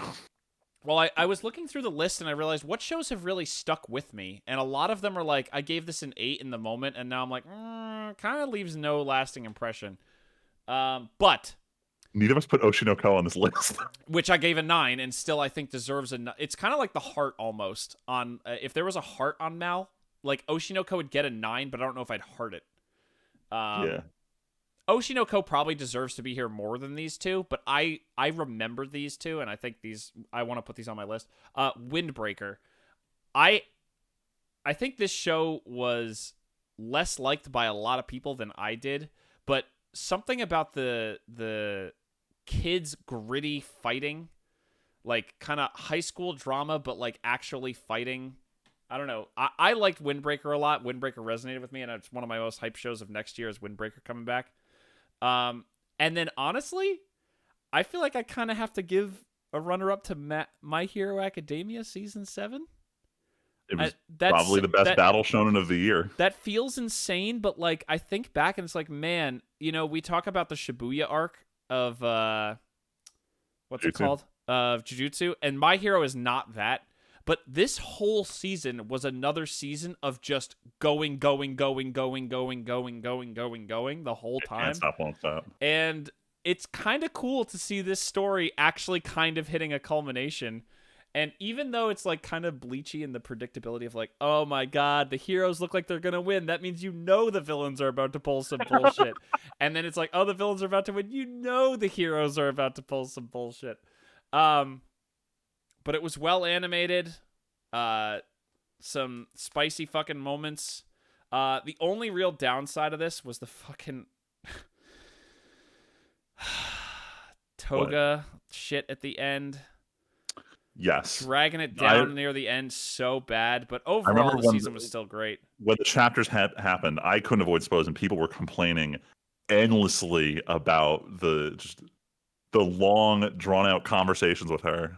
Like, just shut the fuck up. This is not a romance manga. But Please stop. without that, like it was still so much fun, and I am excited. This is on here because it got me excited about My Hero again, which I thought was physically impossible with how weak a lot of these middle seasons have been. This is the best My Hero's been since like All Might versus All for One. So yeah, this is pretty good. Also, fuck that cliffhanger. Anyway, Freeman, what did you have? So, the shows that lost on the technicality. I'm not putting Dandadan on here because I'm fairly certain the last episode is the start of the next arc, so we're going to end on an unconclusive note. So I'm afraid to give it best anime of the year if it's going to do that. And then same thing with ReZero. I was very concerned going into the season with how they did season 2, and with the way they're handling the story, they've turned it around. I'm so hyped for every episode of ReZero. I haven't been this excited to watch like a show week to week in a while. So it's on here as a loss in technicality because only half of the 16 episodes are out. My winner was Free Ren. Yeah. I know there's arguments for Dan and Ann, but like Free Ren was just so good. Like I recommend this to everyone, even if people aren't like anime fans, people just fantasy fans in general. I'm like, give this show a shot. This is very good. Yeah. No. I like I said, I think I gave Free Ren a bunch of praise last year, even before the season was over. And if we count it as having been a this year's show. Because I was looking at the season it started, like fall 23, so that's why I was tracking Free Ren as a fall show last year in my mind. Free Ren wins the year, and Dandadan just knocks Windbreaker out. If I pick Free Ren, Free Ren is better than Dandadan. Like Free Ren is fighting Vinland and Violet for my favorite show of all time. Dandadan is just the fourth best show of my anime life. Definitely. Keep going. Sorry, Freeman. And then I want to highlight 3 shows that I gave either 9s or 10s that I think deserve special attention for what they did this year. The first one was a show called Dangers in My Heart. I tried to get Val and Luigi on it. Luigi sunk in. He watched the whole thing. This was an adorable romance that gatekeeps itself by having a terrible first episode. But as someone who watches a lot of romance anime and hates what they do 90% of the time, this was such an adorable, heartwarming show. I loved it. The message was so positive. I was so excited when I picked it up like the week before season 2 started, so I could just catch up in time to watch it week to week. Great show. Next one, this was a controversial pick this year, but I put Delicious in Dungeon on here. Wow. Just because of how much the show transformed after episode 11. Like, Tim, I do not fault you for dropping it when you did. The show struggled when you dropped, but then the second they had their like pivot moment, it's been like a roller coaster since then, and I've loved it. It takes everything that Is It Wrong to Pick Up Girls in a Dungeon tries to do, and it does it correct in its second half. So very much enjoyed it. Can't wait for the new Good. season 2, and it's getting a full adaptation. So I'm very much want to put that on the runner-ups. And then the last one was Apothecary Diaries. Just because there's so many like Chinese-esque anime that just ends up falling short and not having the right appeal that it doesn't get to Chinese audiences. And this one, even though it takes place in like Chinese palace era, it's not too hard on that. You don't need to like really grasp the culture to get what's going on. And the story is just, it doesn't have a lot of anime bullshit. I've said that a lot this year, and this is one of those shows where I feel safe recommending it to people. I very much enjoyed it. Thankfully, season 2 is in like 3 weeks, so really good. I think I actually gave season 1 a 10. Nice. Yeah, Apothecary Diaries was one of the ones that was an 8 or a 9 for me. And like I said, very excited for season 2 to come back in Weeks. like a couple weeks. All right, but now for what everyone's been waiting for. Tyler. Oh, what? Tyler, what was your original title? For You Freerun? before you were just Tyler. You used to be known as something. Oh, big titty anime expert. Yeah, the anime expert himself. Yeah, it's me, your boy. I didn't watch a lot of anime this year. Mostly because I've been watching normie shit like The Wire. And some other stuff. Honestly, I think I know why I haven't been watching as much anime. I honestly think because every time I want to watch it, like half these shows that I'm watching, like The Wire, I'll watch while I'm cooking. Yeah. Or like doing something so fucking brain dead where like I don't have to watch or read subtitles, but like everything I would have to watch would be with subtitles. Yep. So like I have to fully focus it. So I think that's like, and I've No, been that's on a very big fair. like time optimization thing like this year. So I think that's what happened. No, that's Yeah, I very feel you. fair. Yeah, and I do want to get back into this stuff because like a lot of this shit is really cool. Like my top thing was Freerun this year. I really like this. And I want to get back to it. Like it's really nice. Tyler, I just want to say, and I don't say this much, but I fucking told you you'd like it. You did. You did. I enjoyed it. I enjoy it. I enjoy the characters. I enjoy the journey. It's fun. Michelle's like kind of like, I don't know. Like I kind of want more of like a plot, which I'm like, yeah, that's understandable. But I'm like, I don't know. I just like the energy it brings off. Yep. Like it gives off. Like, it's fun. And here's something that I did not think that I would enjoy. But yeah, my runner-up was Dan to Dan. Nice. Because you came in going, I don't think I'm gonna enjoy this, guys. yeah, honestly, because I was watching it, I'm like, this is whatever. This is whatever. And then was episode 7? I was like, damn, this shit actually kind of hit. This shit kind of got me crying in the club. They managed to do the Bleach, oh, the villain's about to die, we should make you care, but like they actually made me care. They actually made me give a fuck. Yeah, see, in Bleach, I'm like, man, just kill this piece of shit already. In this one, I'm like, oh, damn, this is rough. Damn, oh, okay. I think it actually helps that like the villain in Dan, not to dig too into it, was established to not really have done much. You know what I mean? Like it's not like saying Aizen, like in I know you guys aren't talking about Aizen, but like in Bleach, like ooh, Aizen kind of murdered like shit tons of people and did a lot of fucked up stuff. Like the villain you're talking about in Dan didn't really hurt. Like she fought the heroes, but she didn't do much outside of that. Like she doesn't have an evil reputation. She did one bad thing. She's not like the other character who's in a similar situation who bops around, who has done a lot of fucked up like killing apparently. Yeah. That's all I was getting at, is that it's not it's easier to appreciate her and like her when she hasn't done tons and tons of fucked up shit. But anyway, keep going. No, I was just like, yeah, that was pretty much it. I was like, this is good. The animation's good. It is sad, but also horny. Fun. I still don't buy that it's that horny. What? Like they They're make literally jokes talking about stealing bananas. Yeah, but it's funny. Brother. It's funny. Oh, just wait till next episode. Okay. Well, okay. Never mind. Yo, you're telling, bro, you can't sit here and tell me I can. that it's not horny. I can. When grandma's Granny- on screen. Bro, like you cannot tell me, Tim. You cannot. See, I don't take it as playing it for like I see it as more just a joke that's about like that's a more like kind of like juvenile-y like haha penis like that kind of humor thing. That's how I take it, is much more like that. I mean, it's not ecchi. Like that's real horny. No, which is thank the Lord. I don't know, man. There's I a guess lot of to me nudity that the that's- last 2 episodes. There is I a guess- lot of nudity though. Oh my god. Anyway. What the- I don't know what to tell you, man. I don't just know what to tell see you. You it. can be just- upset I- about no, it you know all what? you Maybe want. it is because I've seen too much of the ecchi shit in other shows that I'm like, that's just what if it's horny in Japan, it's ecchi, so that's it. Yeah, remember an hour ago when Tim was excited that 100 Girlfriends comes back next season? Right. Yes, but that show's leaning into it. That show's hilarious. Yeah, I mean, like it lends. Also, itself to the Rentaro show, is but, a like, super badass. So like it, but this is also just horny. Like I don't. You can't convince me otherwise. It's mildly. I'll put it that way. Yeah, it's not to the point where I'm like, man, this is just. I actually always just think of tasteless. of anime and being horny as uncomfortable to watch with other people. Well, if it's uncomfortable to watch with that person, then they shouldn't be watching it with you. You Oh need to my find I God. don't know, man. Episode 1 is kind of hard to show people. Of Yeah, dude. Yeah. Main Oh well, yeah. character That's literally- because of a vastly different reason. Val almost turned the show off in episode 1 Yeah, because of we that. almost That is, ended the watch. the implication.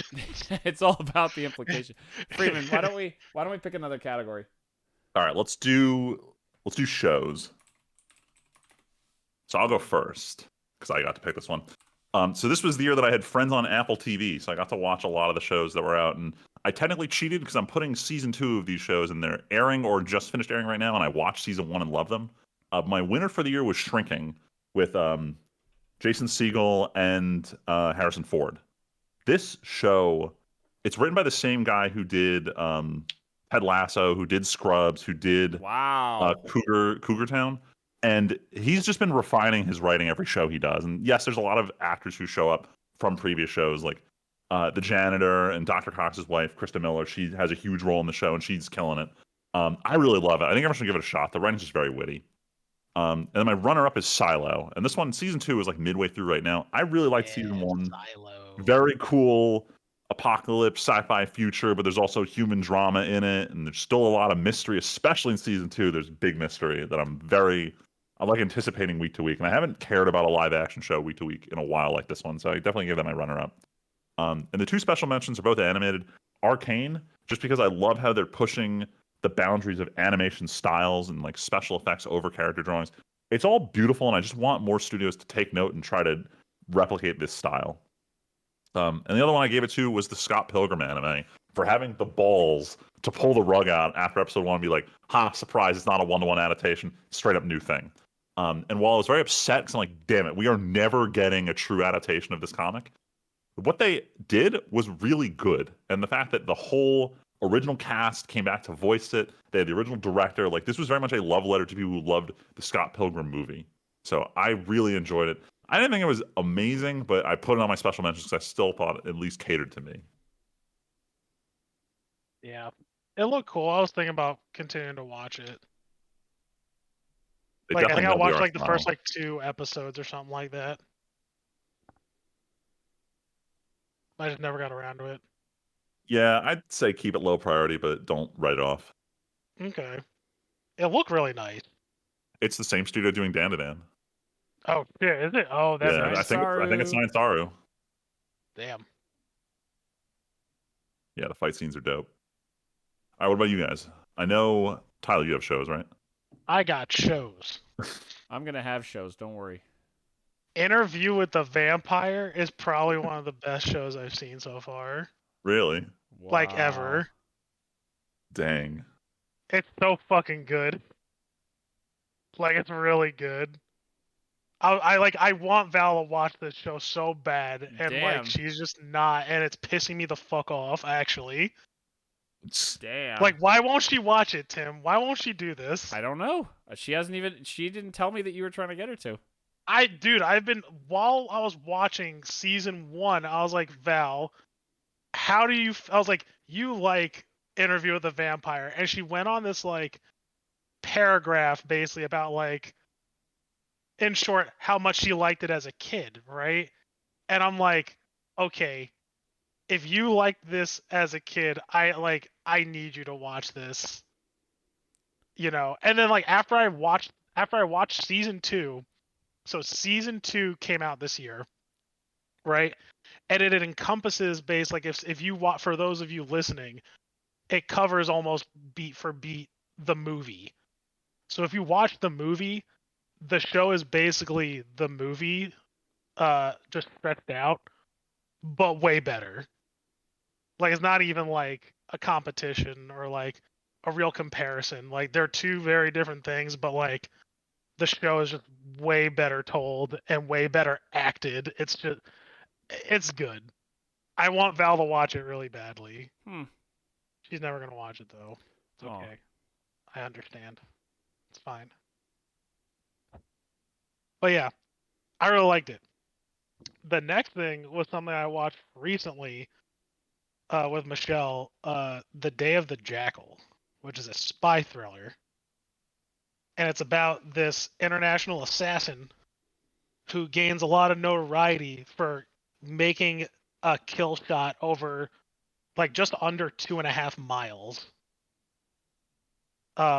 Feels like a long And it's distance. about an MI6 agent trying to hunt him down. Hmm. It's really good. Yeah. So like is the whole series like a thriller? Yeah, the whole series is a thriller, but it's all the first season just finished airing. What platform? It's on Peacock. Oh, okay. Yeah, so like it's not at a very accessible thing. So like it was very easy to watch Interview with a Vampire. Interview with a Vampire season 1 is on Netflix, and if you have Prime, what we did was we waited for season 2 to finish pretty much for Interview, and we got the like AMC Plus add-on for Prime for like 7 days free, and then we just banged that season out within 7 days. So that's what we did. But Peacock is a little different. I went through different channels, so to speak, for Day with the Seven Jackal. seas. Yeah, but yeah, I mean if you can watch it like if you want to go on a spree and get like a trial of Peacock, I highly I mean, my recommend friends I've it. been watching live action stuff with, they have a Peacock subscription, so I might be able to convince them to give it a shot. If you can convince them to do it, it's really good. Like there's some things where you're like, okay, like whatever, like you like would probably have to suspend your disbelief for. Not like Lioness I showed you guys, but like it's really cool. Like Tim, I think you would like this because you like James Bond stuff. Like Yeah. I feel like they tried to capture like not the same to have the to go and say like, oh, they're trying to capture the spirit 1-to-1. I don't think would be fair. Mm-hmm. Like they're definitely trying to do something, but do it like kind of in their own way. It's also I think they're basing it off of like the old movie in the from 1970s. Oh wow. Yeah, so there was a book that I think was written in the 1975, a movie that came out in 79, which I think the series is actually based off of. Hmm. Then there was a movie, get this, in the 90s with Bruce Willis. Whoa. Fucking random as hell. And then they decided to come out with this show. So yeah. All right, I'm done. I'm done gushing about these shows. These are some must watches though. Tim, do you want to talk about your in progress ones now, or do you want to do it a separate Yeah, category? no, So I know they're all shows. I'll talk about shows because I realize my honorable mention and both of my in progresses are all shows. If I have to pick a show that's not an anime, even though it's animated, Blue Eye Samurai, absolute banger. Oh, shit, how did I forget? Yeah, how about did Blue Eye you? Sam? How did you? I mean, it's not compared to either of these shows, but like, it's pretty much there. That would be number 3 though. Yeah, Blue Eye Samurai was absolutely fantastic. Just like Freeman's talking about with Arcane, can't fucking wait to see more of this world and more of what's going on. This was such a tight story the whole way through. Not the most unpredictable thing, but there was definitely some sick moments, and a lot of the action was really cool. This made me feel like it was a slightly better, well done Afro Samurai of the current year. If you've watched Afro Samurai, I've watched Afro Samurai, not Blue Eye. Now I want to watch it to experience the comparison. I also had in progress Arcane and the One Piece live action, actually. yeah. Arcane Season 2, I just have not had time watching it with Leslie, so we haven't had time to work on it. But, I mean, it's still fantastic. We finished Arc 1, so shit's definitely crazy. And I am stunned by how much I am enjoying working my way through the One Piece live action. This has become, like, I guess, Freeman, my lunch show. Like, I watch on lunch when I'm working from home, funny enough. Man, this show is just shockingly enjoyable. It feels anime as fuck, but this is by far the best live action anime production I've ever seen in my entire life. This is definitely hurting the stigma that I feel like I had just subconsciously of like One Piece is like the kids thing, or like the kind of lighthearted thing that's very goofy. Oh, because you always remember the 4Kids dub. Well, I never watched it, but I just feel like everything I see about it is like the super goofy animation with Luffy like not even 4Kids version. It's still goofy, Friedman. It is, but like there's people getting Goofy cut up. There's fuck. blood. There's death. There's like people like Zoro is a fucking alcoholic in this show. Like every time there, can I get a drink? Like people talk about dying. It's it's much more light. It's still lighthearted, but it's Not as a good lighthearted as you time. think. Yo, not for nothing. I'm not gay, but like the Zoro actor is like kind of hot. I'm not gonna lie. I mean, he's a Yo. cool man. Did you know? Oh, you don't give a shit because I don't think you don't know him. So the actor who plays Zoro. He's the son of Sonny Chiba. You don't know what I'm talking about, do you? Nope, doesn't ring a bell. He used to be in like big star in a lot of kung fu movies back in the day. Oh, cool. But what everybody actually knows him if you're from the States is that he's a Tori Hanzo from Kill Bill. Oh, cool. Yeah, and I'm like, what the fuck? And Michelle's like, what's your problem? I was like, this guy is fucking Sonny Chiba's son. And she's like, so? I'm like, man, I hate this. You're like, let's postpone the wedding. You know what? I need to rethink some stuff. No, that's cool. But yeah, I was shocked by how good One Piece live action is. I've been really enjoying slowly working my way through it, and I look forward to finally talking about it when it's all done. The set design, the CG, like everything is cool, really shockingly well done. I find myself actually enjoying these characters a fair bit. Like the crew coming together is fun. A lot of the choreography is cool. Like the guy who, Freeman, I need your help. What's the guy's name who's the chef who does kicks? He wears the suit all the time. Sanji. Sanji. Yes. Sanji? Damn, I should have asked Tyler. I haven't watched One Piece. I don't know what you're looking at me for. Dude, my fucking I know these characters, unfortunately. That's fine. Well, not even from this show. Like seeing my friend, a real life guy put his hands in his pockets and actually like do choreography well, where he's kicking dudes and flying like. Wait, they did the hands in the pocket? Yeah, shit dude, he fights. Oh, he no. fights with his hands in his pockets in live action. It's fucking hilarious. It's great. Oh my it's God. pretty true to like how they act is pretty true to like the anime and like the actual character. It's been a hoot, and the music that comes on. What's the shark guy's name, Tyler? The big villain near the it's like Arlong. Yeah, Arlong. Anytime he's on screen and his fucking beat comes in, oh shit, that's a good track.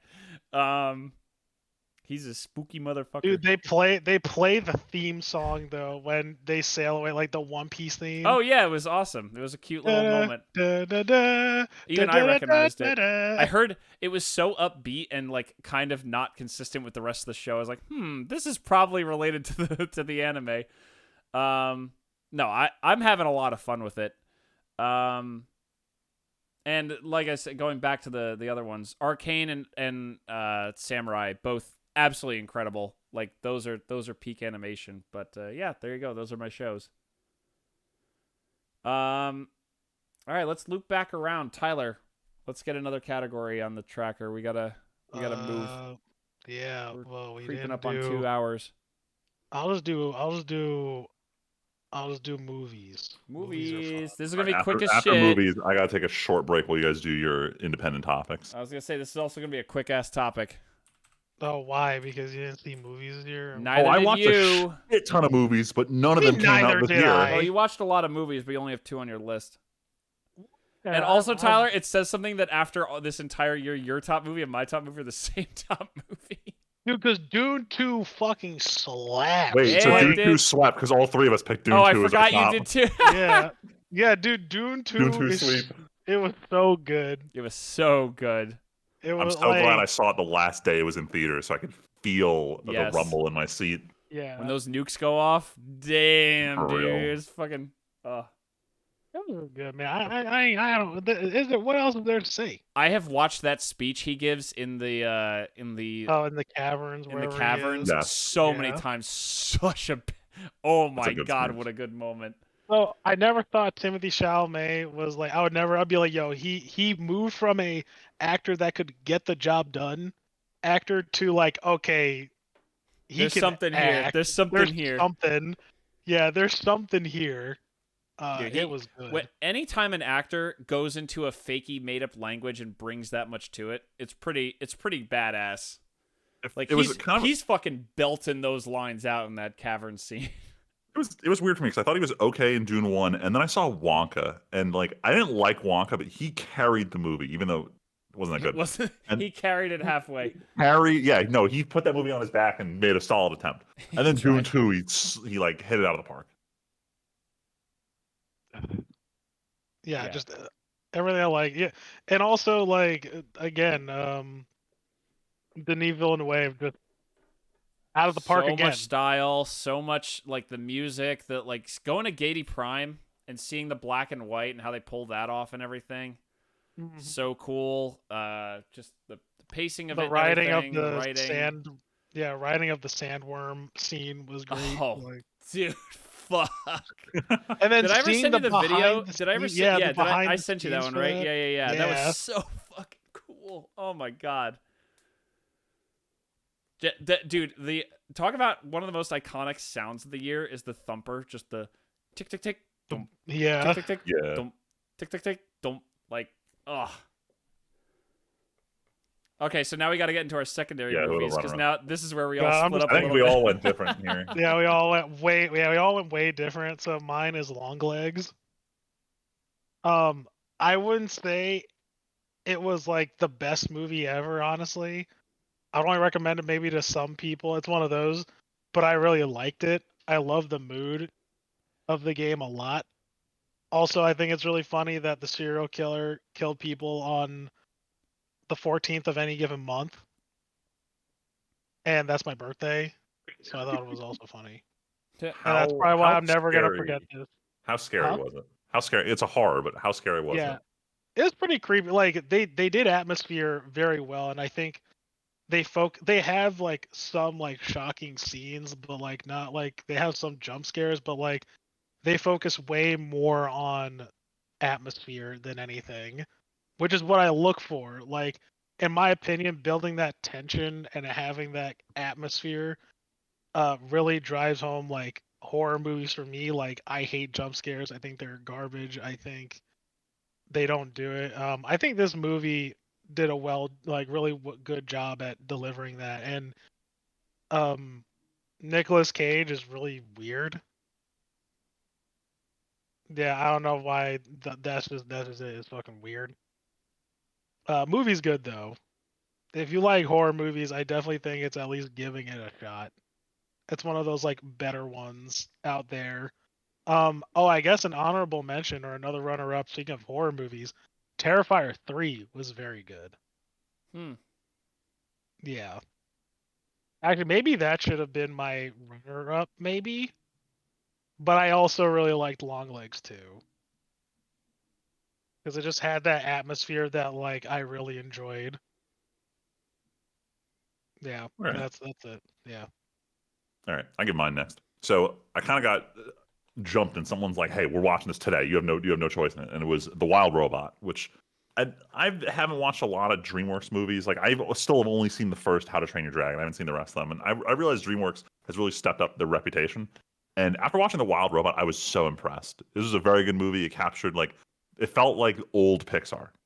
And on top of that, it just had a very crazy, almost like blended watercolor art style that was still CG. It was one of those movies where it's like, wow, this is changing the way we try to make CG movies look, and I want more studios to try this. So I gave it my runner up for that because it was a beautiful movie, great message, had funny adult jokes in a kids movie, which I always love when they do that.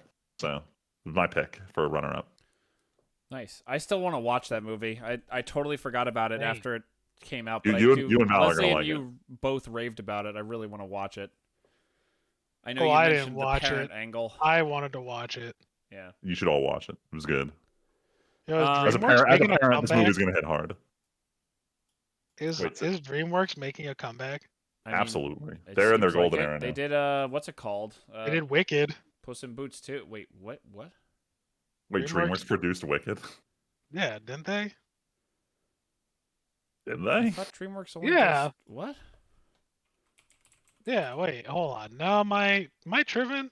Didn't they do that? I don't know. Oh no, where- Universal did it. Never Yeah, it's mind. like, wait a Never mind. minute. Never mind. Also, does DreamWorks do Never live mind. action? I was gonna say. Well, does actually, they do DreamWorks- live action now. They have a live action How to Train Your Dragon coming out. They Oh do. God, I don't want to see I that. know. It looks but- it looks exactly like the Yeah, animated that looks movie. like It's kinda why weird. is it being made to Like, me?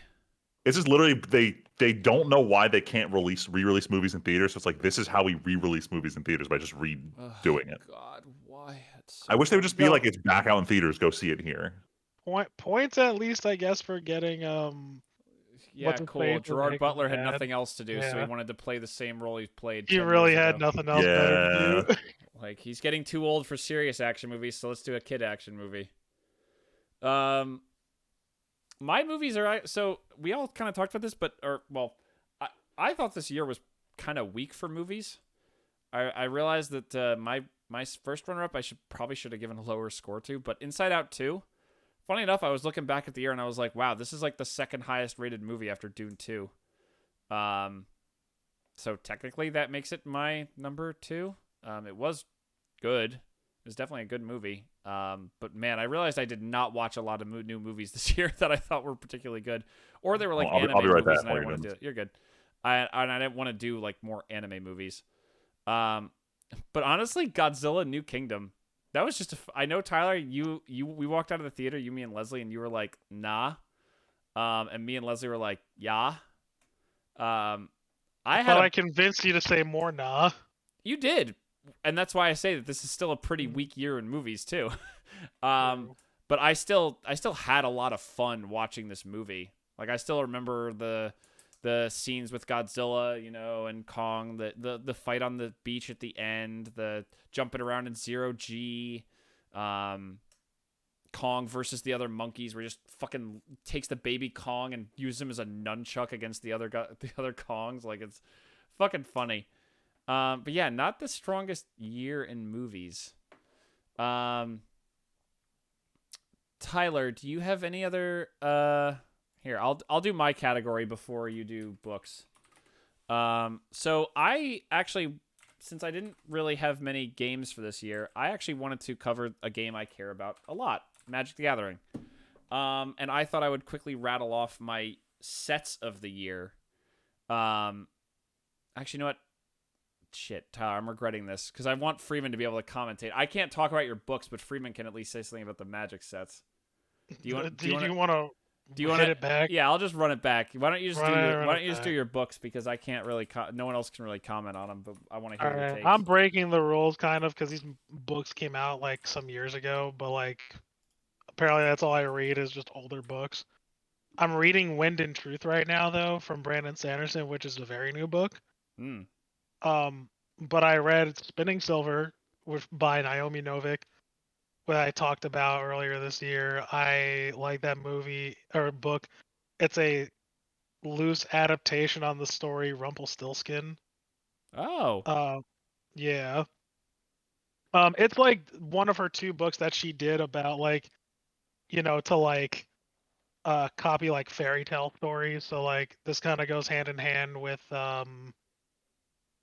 oh my god, the other book she did, but like the reason why I read it is because well Michelle liked it, but also Val got me to read the other one that I liked. Oh. Yeah. So I did like this book a lot. And I also read the Black Powder trilogy, but specifically the last one was good, the Autumn Republic. Uh, yeah, I don't have much to say about them. I don't think they're both must reads, but I did enjoy them. Like the Nice. Black Powder series, is pretty funny.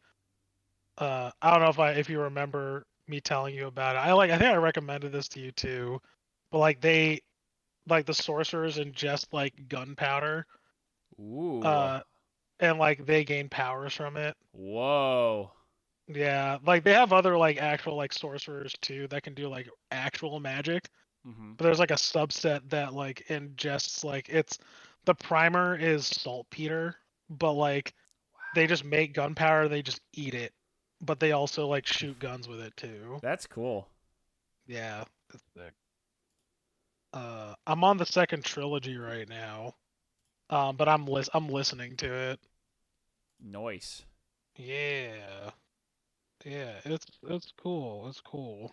But right now I'm listening to Wind and Truth. That's gonna be a big book. I can't wait to talk about more about it when I finish it. The bitch is like how many pages is? Hold on. Wind and Truth, dude. Oh, It's a good. Freeman's back. chonker. Yeah. 1,300 pages. Choo. Oh my goodness. This is the Yeah. wait. Where is this in the series? This is which book This is is the 1300? fifth book in the Stormlight Archive Good series. lord. Yeah. How, for context, like how big were the other ones? Were they this large, or is this like massive compared to the previous ones? The two before this, so 3 and 4 were comparable. Think the second one, I don't know why I'm blanking on them. That was like about 1,000. The first one was around 800. So like it's kind of like going up in pages because Wow. like this dude does nothing but fucking write, Right. and he has like a lot of like perspectives he needs to And cover, then do which is podcasts about true. writing. He does. I He know. does I actually. wasn't kidding. Oh yeah, he comes out weekly about like where he's at in his stories, like percentage wise. A completely different take than Patrick Rothfuss. Mm, Yep. Feels bad, isn't it? Feels bad. Feels bad. mm. Fuck you, Patrick Rothfuss. Doors Stone never coming out. Nope. Never. Hate it. All right. Freeman, Talk about I magic. I was actually gonna do Magic, but then I realized unlike with Tyler's books that neither of us have read, you've at least heard of my Magic sets, so I'd be interested to Yes. hear your take on my list. So we had a lot of Magic sets this year, a lot of product, too much product probably. Yeah, not gonna lie. If you asked me to pick my favorite sets this year, I wouldn't be able to tell you which sets were this year. I had to look at a list. But no, I think there's been some really good sets this year. I think my winner is a controversial one. I know Modern Horizons 3 has really done what every Modern Horizons set does and set fire to Modern and Legacy and make them completely about cards in those sets until Wizards finally bans enough over the course of 2 years to get them sort of back to somewhere. Yeah. And then it happens again when the next one comes out. Speaking of which, we didn't even talk about the crazy bannings and unbannings, Freeman. We're not going to get into that, but Yeah, we'll let the meta play out and talk about it next time. sure. But Modern Horizons 3 always, I love the Modern Horizons sets as a Commander player. They always introduce so many powerful cards that are cool. Like, yeah, there's some busted stuff that's like too much. Yeah, they always push the limits. There's always pushing the It's limits. always fun to see how they're going to do it, even though I'm mad they're doing it. Yeah, but I think overall there was just like they also go all out for like special treatments and just cool. Like, there's a reason this set sells out every single fucking time they do a Modern Horizons. It sells out like crazy. I enjoyed getting cards out of this. I enjoyed a lot of the ideas they did, and it's cool to see them pushing it forward. I understand as a competitive player, it sucks that it drops a bomb on a format, but in Commander, it just, the more they can do powerful cards that aren't a staple in every single deck, the happier I am. First runner-up, Bloomborough. I mean, this was. I think this is going to be a lot of people's set or top sets of the year. This felt like magic. I mean, the art was gorgeous, top to bottom. Like it didn't feel like it had this crazy world-spanning threat thing that everybody's doing. Like, it just felt like fantasy set, like an old core set. And yeah, it was, you could say like, oh, it's just Redwall, which yeah, I've never read, but I know that's what everybody said. But it doesn't matter. It felt very magic. The art was very magic. All the treatments were very magic.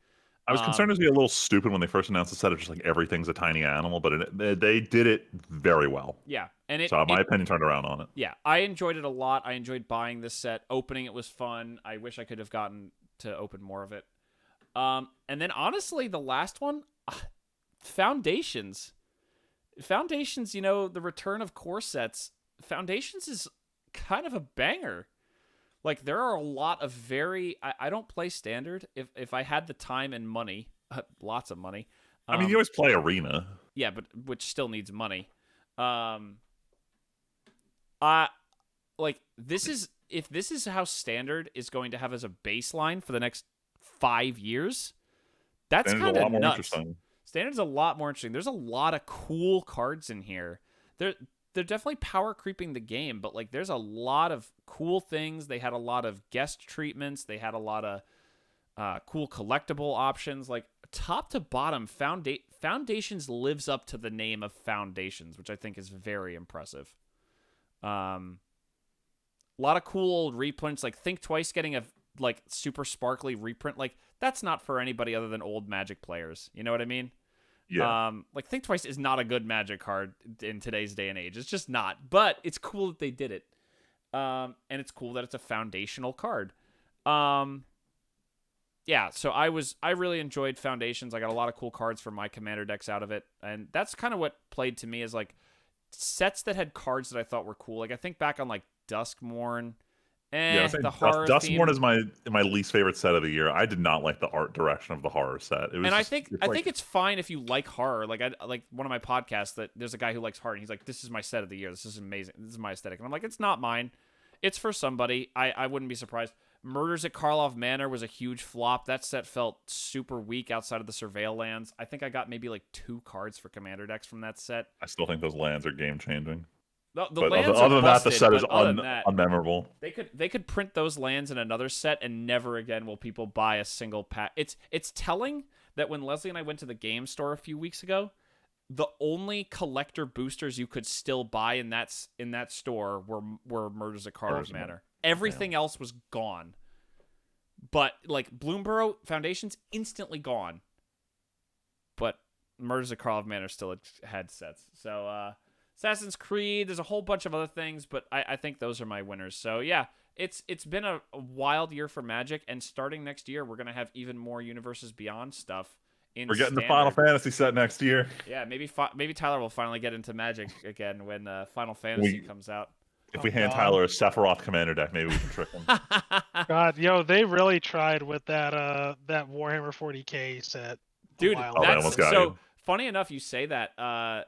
Those sets are spiking up in value a lot because there's still because people are like, oh shit, there are powerful cards in this, and those decks are going for more and more and more money all the time. They're really turning into like, I hate to play MTG Finance, but those people are investing in those. Same with Lord of the Rings and stuff like that. Like, all these Universes Beyond things where the people are like, there may never be a reprint. There's powerful shit in here. We're gonna buy them up now. So yeah, Warhammer. If I had done this category last year, Warhammer might very well have been in it. But yeah, I think those are my favorite sets of the year. I think that's all the categories, right? Shows, movies, games, anime. Yeah, that's Yeah. yeah. That's I think that's everything. 2024. So that's 2024, everybody. I think we covered pretty much everything that we really wanted to talk about. We're about to hit the 2-hour mark. Do you guys have any final thoughts? Things that you wanted to talk about that somehow didn't come up in a category for 2024? I should have listed off all the Gundams I finished this year. Even though it's like, actually, no, I only finished like 2 this year because I was handicapped for most of the year. Oh, Never mind. Next year is the year I'm going to finish the Gundam backlog. We'll see how much I can do. Yeah. My comment is I just hope that 2025 is slightly better, but I know we're never gonna get another 2023. So, dude, 2023 for games slapped. Like I don't. Yeah. It was difficult. I don't know. I mean, I'm looking forward. I'm not going to buy one, but I'm looking forward to what happens with the Switch 2. I'm interested in the generational shift for Nintendo and how they pull it off. So, looking forward to that. Yeah. All right. Yeah, I'm good. This was great. cool. All right. Well, that's our wrap on 2024, everybody. We had at least some good things this year. It's been a wild year for our personal lives as well, I think I could say. But we're still here. We're still going. We're still doing the podcast because we still have a fun time just hanging out and chit-chatting. So Yeah. hopefully 2024 was a good year for all of you, and hopefully you guys had some great things. Definitely leave some comments if you guys had some real winners you thought of in 2024 or things that we missed. But we will be back in 2025 with our look ahead episode, where we'll look at the release schedule for some anime, some games, some movies, and see what's coming out and talk about what we're really hyped for in the coming year. But until 2025, my name is Timpedia. Friedman. Tyler. And we'll catch you guys next year. Thanks for listening.